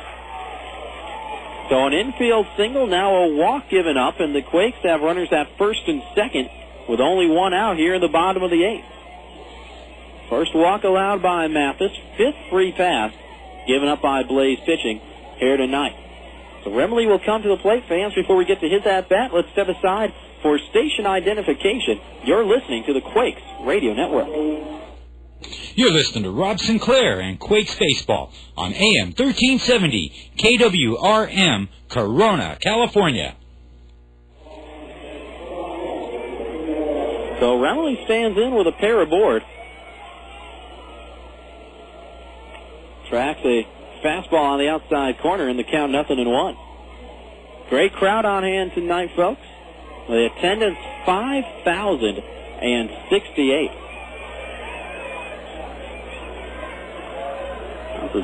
good a crowd as you're going to see. The scary thing is tomorrow might be even bigger.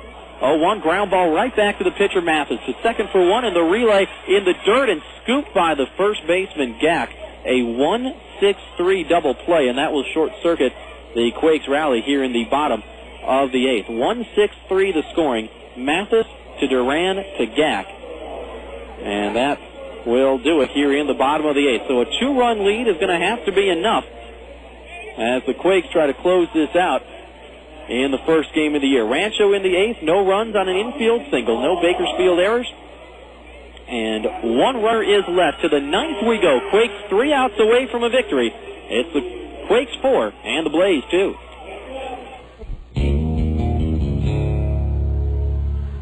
We at KWRM 1370 know that you have a choice when it comes to sports radio, and we also know that you're in the right place. By airing the local games that matter most to you, KWRM is your Orange County and Inland Empire sports leader. Whether it's professional baseball, college basketball, or high school football, no one delivers the best and exciting local play-by-play like KWRM. Check out our new website at KWRM1370am.com. That's KWRM1370am.com, and thanks for being a part of our all-star lineup. The most important trait of any firearm isn't caliber, it's safety. Whether you're a novice or a pro, take a gun safety or refresher course and always store your weapons out of the reach of children. A safety reminder from Prado Olympic Shooting Park, a practice range for rifle, pistol, trap, and skeet. Now newly reopened. Come see what's new. From our renovated clubhouse to our new landscaping, we're better than ever. Visit us off the 71 freeway in Euclid or online at shootprado.com. Prado Olympic Shooting Park. Bearing arms is your right. Firearm safety is your responsibility. Hey fans, Rob Sinclair here reminding you that any night is a great night to enjoy Quakes baseball. Our Monday Madness promotion gets you 2 tickets, 2 hot dogs, 2 sodas, and 2 popcorns for just $12.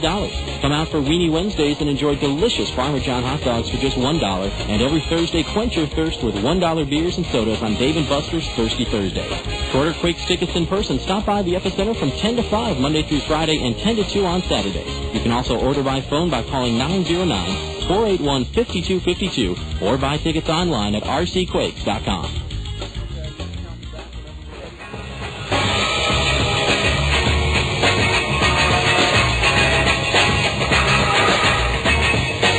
It is the top of the 9th here in Rancho Cucamonga, and the Quakes lead at 4-2 as Emerson Frostad stands in from the left side. Fouls off an offering from Miguel González, and the count is a ball and 2 strikes. So González going to get the chance to earn the 2-inning save here tonight. The big right-hander Kevin Jepsen still warming up in the Quakes bullpen, but if González can get the bottom third of the order here, there will be no need for Jepsen tonight. 7, 8, and 9 due up for the Bakersfield Blaze in the form of Frostad, Gack, and Benjamin. 1-2. Check swing. And Frostad held up. 2 balls, 2 strikes. Frostad tonight 0 for 3. He has fly to center and grounded out twice to the second baseman, Devin Day. 2-2. Foul tip hung on to for strike 3. González snuck an 86-mile-an-hour fastball past him. Frostad got a bit of it, but not enough. Strikeout number 1 on the night for González, and once again, the leadoff man gone for Bakersfield. Well, we talked about it. The Blaze got the leadoff man on in the first and the second, and since then have not gotten the leadoff man on at all in any inning. And one big out here in the top of the 9th. Here's the first baseman, Ian Gack. First pitch from González, fastball down low for ball 1. Right-hander against right-hander. González kicks and deals out of the windup, and that's one foul back off to our right and out of play. And it's even at 1-1. One defensive change to tell you about. Out in right field now, Cody Fuller.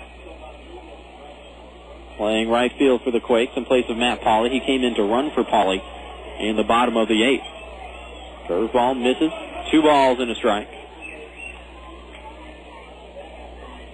So Toussaint still in left, LeBlanc still in center, and this one hit a ton out towards center. LeBlanc going back on it, looking up, and that is gone. Wow. Ian Gack That was a bomb. And that brings Bakersfield within a run at 4-3. First of the year for Gack, just to the left of dead center field. That's the second home run of the night for Bakersfield, but hey, look at the bright side. They've both been solo jobs. Murphy hit a solo jack back in the 4th. Now Gack goes yard here in the 9th, but you know what? One run, it doesn't kill you. Quakes still have the lead 4-3. Now here's Casey Benjamin in from the left side. That's a fastball strike. It's 0-1.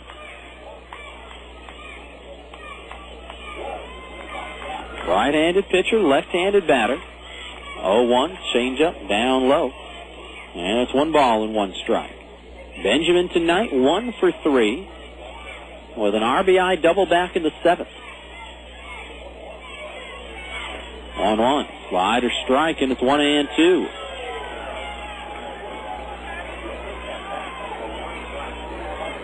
Benjamin last year hit .268 down in Clinton. 5 homers, 39 RBI. 1-2 inside, and he gets out of the way. 2 balls and 2 strikes. Jepsen still warming up, available if he needs to be called upon there in the bullpen. The 2-2 from Gonzalez. In the air, left field. This is going to drop down in front of Tucson. The tying run is going to be aboard for Bakersfield. A soft single to left for Casey Benjamin. Tying run aboard. Go-ahead run at the plate. And that's going to be it for Miguel Gonzalez, I believe. That's Bobby Mitchell coming out, not Eric Bennett, the pitching coach. And I doubt Bobby would be coming out simply to offer words of encouragement, although he has not motioned yet to the bullpen, and you know what, he may not. So Mitchell going out for the talk rather than Eric Bennett. But I think Bobby is going to let Gonzalez pitch to Jace Tingler, who is due up next. Well, the home plate umpire will come out and break up the meeting of the minds. And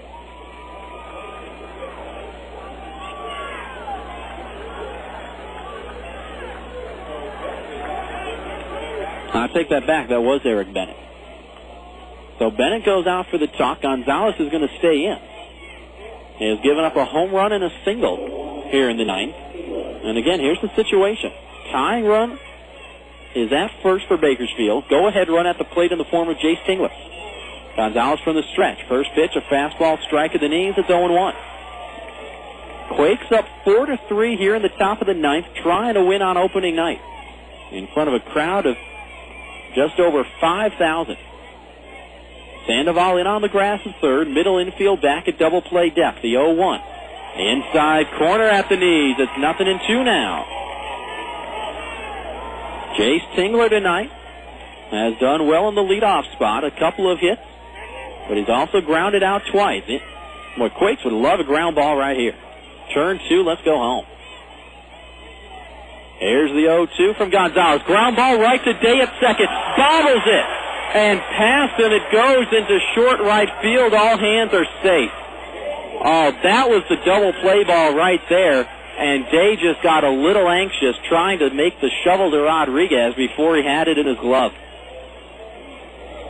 A fielding error on Devin Day. And let us hope that that does not loom very, very large in this ball game. And now that will be all for Miguel Gonzalez as Bobby Mitchell is coming out to make the move to the bullpen. Boy, game could have, and let's be honest, should have been over right there. Day bobbles it, and we'll see if Kevin Jepsen can get these elusive final 2 outs for the Quakes here on the top of the 9th. A pitching change here at the epicenter. We will step aside for 60 seconds, come back, tell you all about the new right-hander. It's going to be Kevin Jepsen on in relief. We'll see if he can close it out when we return in 1 minute here on the Quakes Radio Network. Game is being brought to you by SoCal Sportswear in Downey. SoCal Sportswear is the official provider for the LA Sparks and for Long Beach State as well. Your high school or college will enjoy all-star workmanship at all-star prices. Call 562-923-0909. That's 562-923-0909. SoCal Sportswear in Downey will put your name or logo on any type of hat, visor, tank, T-shirt, short, jacket, you name it. SoCal Sportswear in Downey. When you want it done right the first time, 562-923-0909. Got yourself a gun.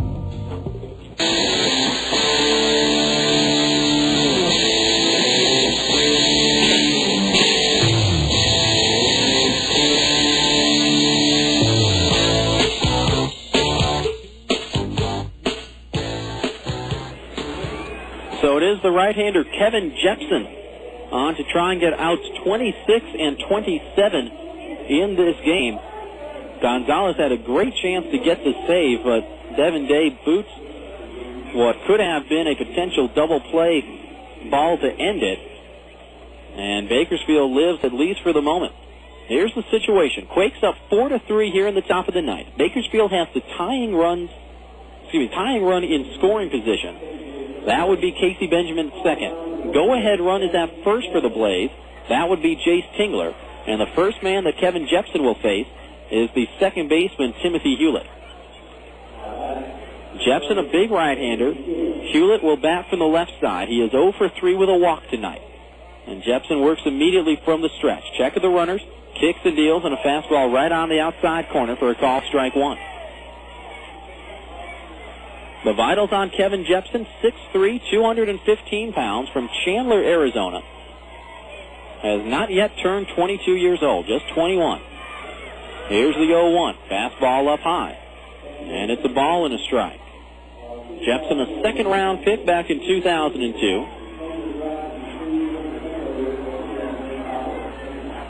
Through a total of just 27 1/3 innings last year between Rancho Cucamonga and the Arizona League. The fastball outside, 2 balls and a strike.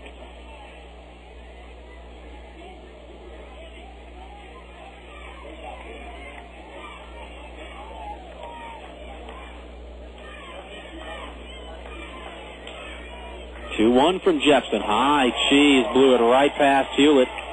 And it's even up, 2 balls, 2 strikes. And Jepsen will strike you out.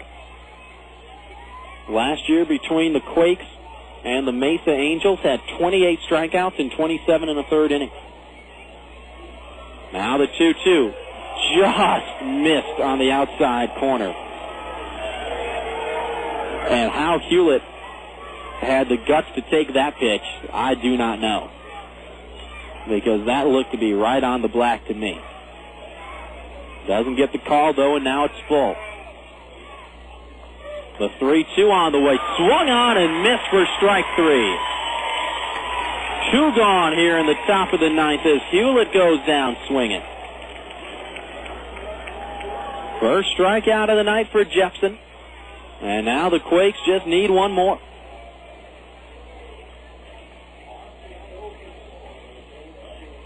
Last chance time for the Blaze. Here's the left fielder, Brandon Boggs. Quakes up by a run here in the top of the ninth. 4-3, 2 on and 2 out. First pitch to Boggs, fastball outside, it's 1-0. Boggs 0 for 4 tonight, has not gotten a ball out of the infield. A strikeout and 3 pop-ups. Outfield around towards left. The 1-0 from Jepsen. Just missed outside. And it is 2 balls and no strikes. And the catcher, Michael Collins, out for a talk with Jepsen. Boggs, a switch hitter, has hit from the left side exclusively tonight. Collins is back behind the plate. There's the 2-0. There's a fastball on the outside corner. 92 miles an hour on the gun from Jepsen. And it is 2-1. Carlos Subero shouting instructions from his third base coach's box. The 2-1 from Jepsen. Swing and a miss. And it's even at 2 balls and 2 strikes, and now the fans get on their feet, and the Blaze are down to their final strike. Quakes trying to win on opening night. Fans on their feet. Here's the 2-2. Ground ball pulled to the first baseman, Remley. He'll take it to the bag, and the Quakes start this season right with a 4-3 victory over the Bakersfield Blaze. Nicely done, boys. 3 unassisted for the final out.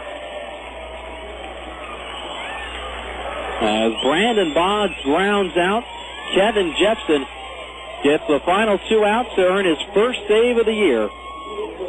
And the Quakes win it tonight by a final count of 4-3. In the top of the ninth, Bakersfield made things interesting.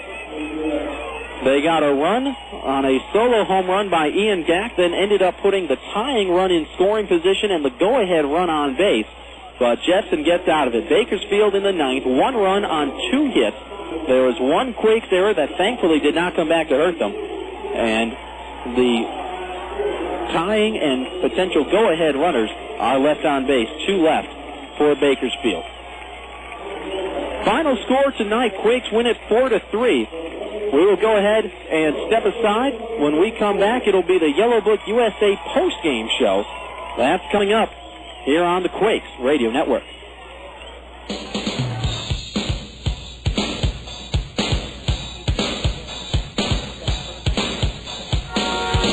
Rancho Cucamonga Quakes Baseball has been brought to you in part by the Ontario Airport Marriott, Vineyard Bank, Charter Media, Galliano Winery, the City of Laughlin Convention and Visitors Bureau, Sprint, Chipotle, Red Roof Inn, the City of Rancho Cucamonga, Allstate Insurance, Farmer John, Xbox, Yellow Book USA, and NationwideSurveys.com. KWRM 1370 is the radio home for Quakes baseball all season long. This has been Rancho Cucamonga Quakes baseball. The Yellow Book USA postgame show is next.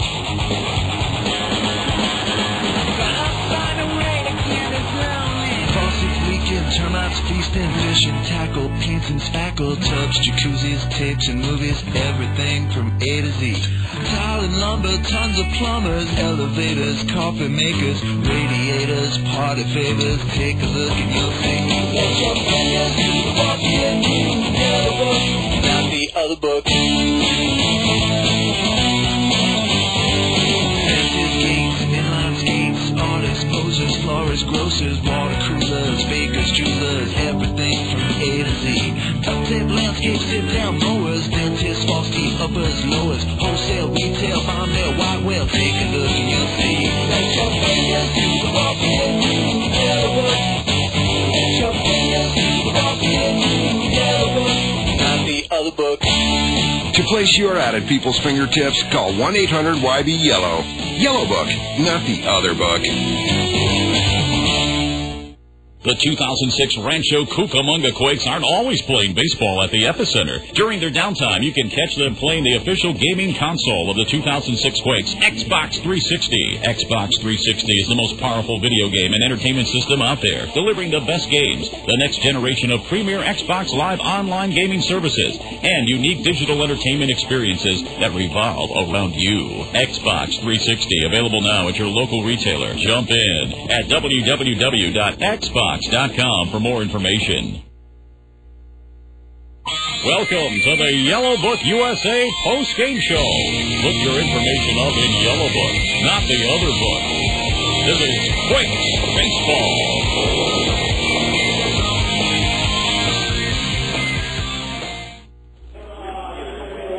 Back here in Rancho Cucamonga, where a crowd tonight of better than 5,000 fans goes home happy.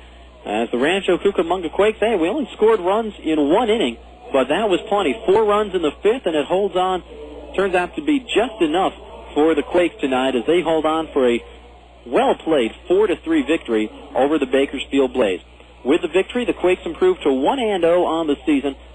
They finished with 4 runs on 8 hits, committed 2 errors, and they left 6 men on base, 4 of them in scoring position.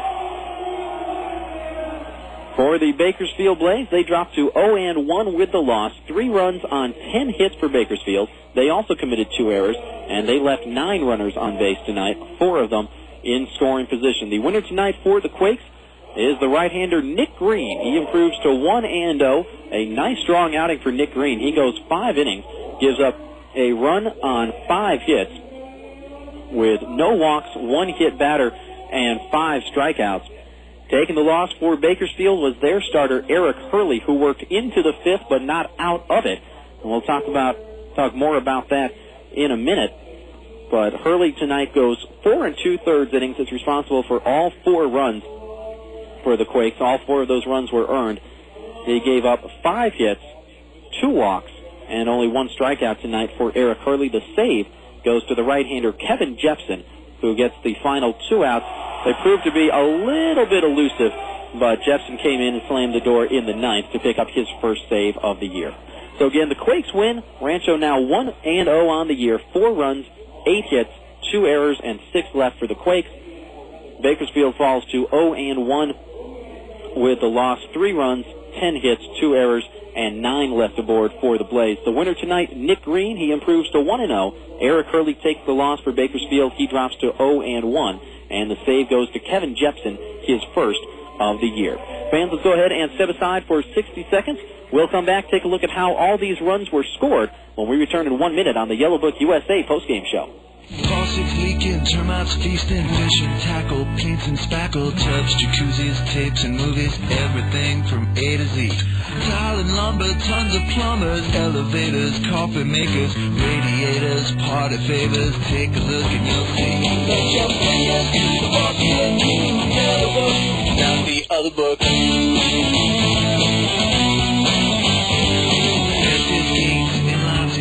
Artists, posers, florists, grocers, water coolers, bakers, jewelers, everything from A to Z.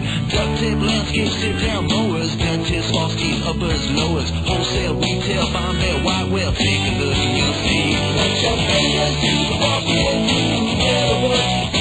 Let your fingers do the walking, Yellow Book, not the other book. To place your ad at people's fingertips, call 1-800-YB-YELLOW. Yellow Book, not the other book.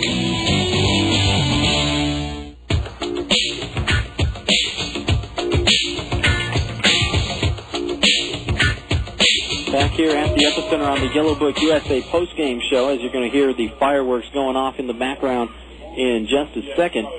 We'll go ahead and take a look at how the runs were scored in this ball game. The final, a 4-3 victory for Rancho Cucamonga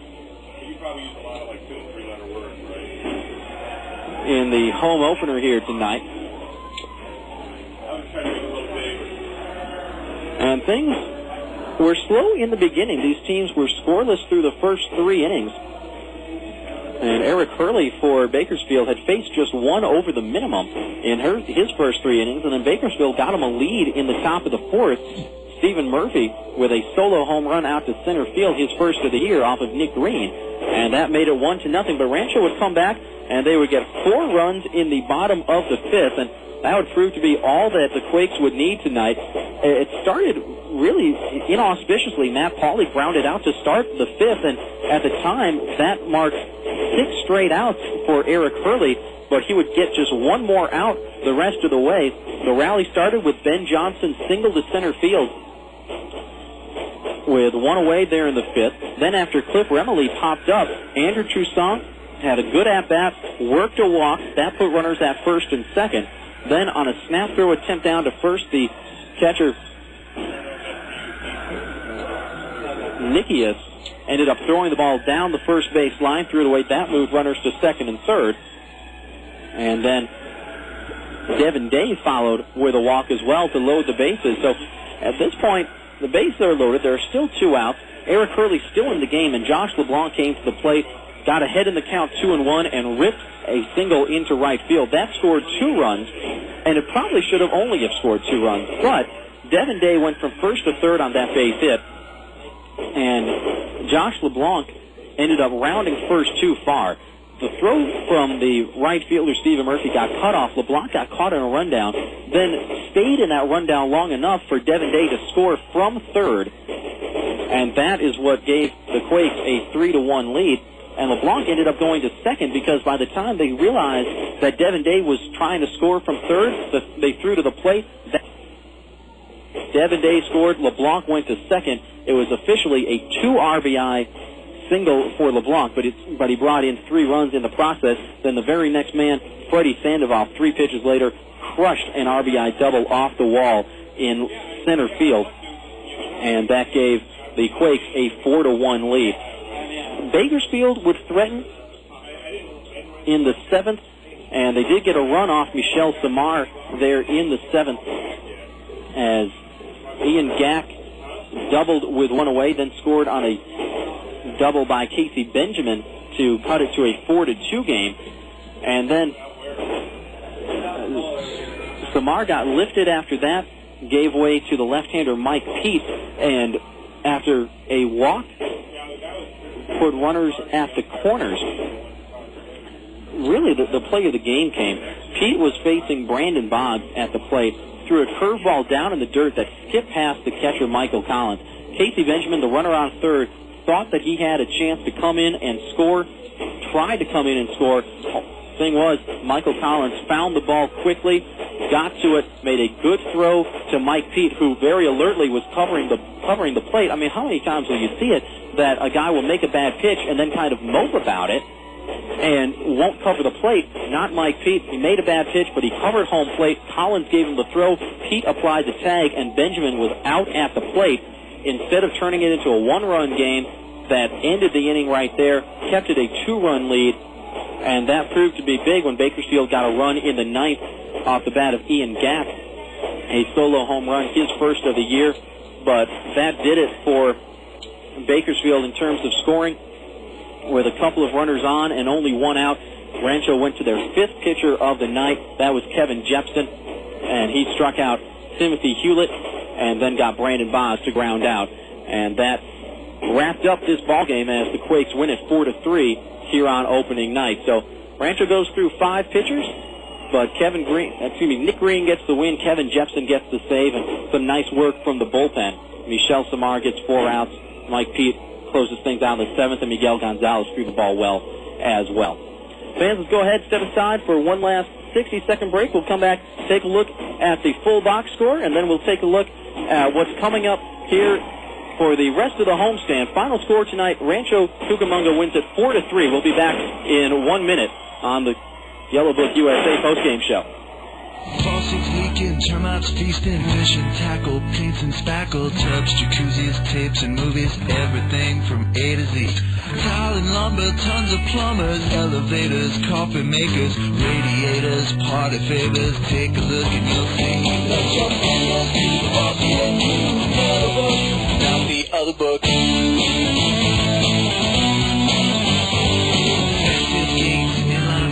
Artists, posers, florists, grocers, water coolers, bakers, jewelers, everything from A to Z.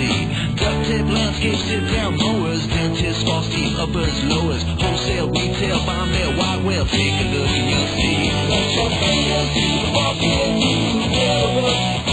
Let your fingers do the walking, yellow book, not the other book. To place your ad at people's fingertips, call 1-800-YB-YELLOW. Yellow Book, not the other book. It's good to play together on the diamond, but it's even better to play together on your Xbox.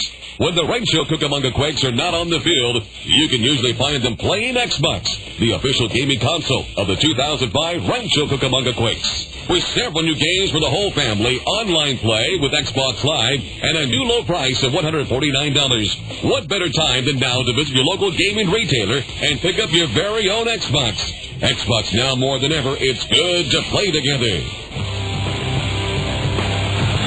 Back here on the Yellow Book USA postgame show, where tonight the Quakes knocked off the Bakersfield Blaze by a final of 4-3 on opening night. Let's take a look at the box score. Josh LeBlanc leading the way for Rancho Cucamonga, goes 1 for 4 tonight. His one hit, a big 2-run single back in the 5th, really broke the game open for Rancho Cucamonga. He finishes 1 for 4 with a couple of RBIs. Freddy Sandoval goes 1 for 3 with an RBI double and a walk. Sean Rodriguez 1 for 4 with a single in this ball game. Michael Collins gets aboard twice. He finishes 1 for 3 with a walk and a single. Matt Pauley goes 1 for 4 and reached on an infield hit back in the bottom of the 8th before being replaced by a pinch runner. That was Cody Fuller, who played the top of the 9th out there in right field. Ben Johnson, the DH tonight, has a good game. 2 for 3, a walk, a couple of singles, and a run scored for BJ. Cliff Remily goes 0 for 4, but plays some good defense over there at first base. Drew Toussaint, in his California League debut, goes 1 for 2. His one hit a double back in the 3rd inning. He was thrown out trying to stretch it into a triple, but he does get credit for the double. Also walked and scored in the 5th before grounding out in the 6th. And Devin Day down there in the 9th spot goes 0 for 2 with a walk and a run scored. Pitching-wise, again, Nick Green gets the victory tonight for Rancho. He improves to 1-0 on the year. Green, 5 very solid innings, gave up a run on just 5 hits, and made only one obvious mistake all night, and that was on the home run to Stephen Murphy, a solo shot there in the 4th. So 5 innings, a run on 5 hits, no walks, 5 strikeouts for Nick Green. Michel Samar goes an inning and a 3rd as the first man out of the bullpen, gives up a run on 2 hits. Mike Pete goes 2/3 of an inning, gives up a walk. Miguel Gonzalez gives up a run on 3 hits in an inning and a 3rd with 1 strikeout. And then Kevin Jepsen getting the save by going the final 2/3 of that 9th inning. No runs and 1 strikeout for Jepsen as he gets his first save of the year. Fans, we take a look at what is coming up tomorrow.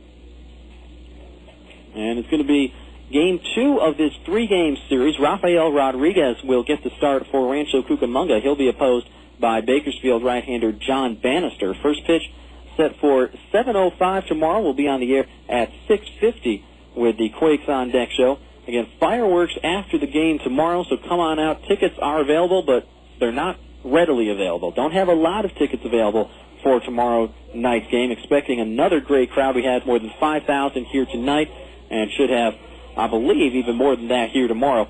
Sure would like you to come on out and be a part of it. Again, pitching matchups tomorrow. Rafael Rodriguez, the right-hander for the Quakes. John Bannister, the right-hander for the Blaze. First pitch set for 7:05, and we'll be on the air at 6:50 to get things going with the Quakes on Deck show.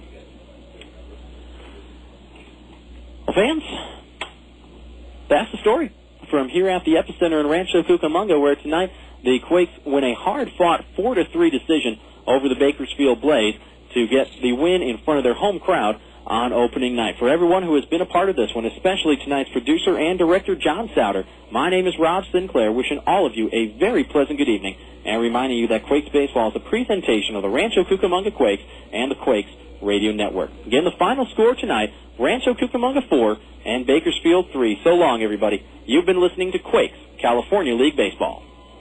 You've been listening to the Yellow Book USA postgame show. Look your information up in Yellow Book, not the other book. KWRM 1370 is the radio home for Quakes baseball all season long. This has been Quakes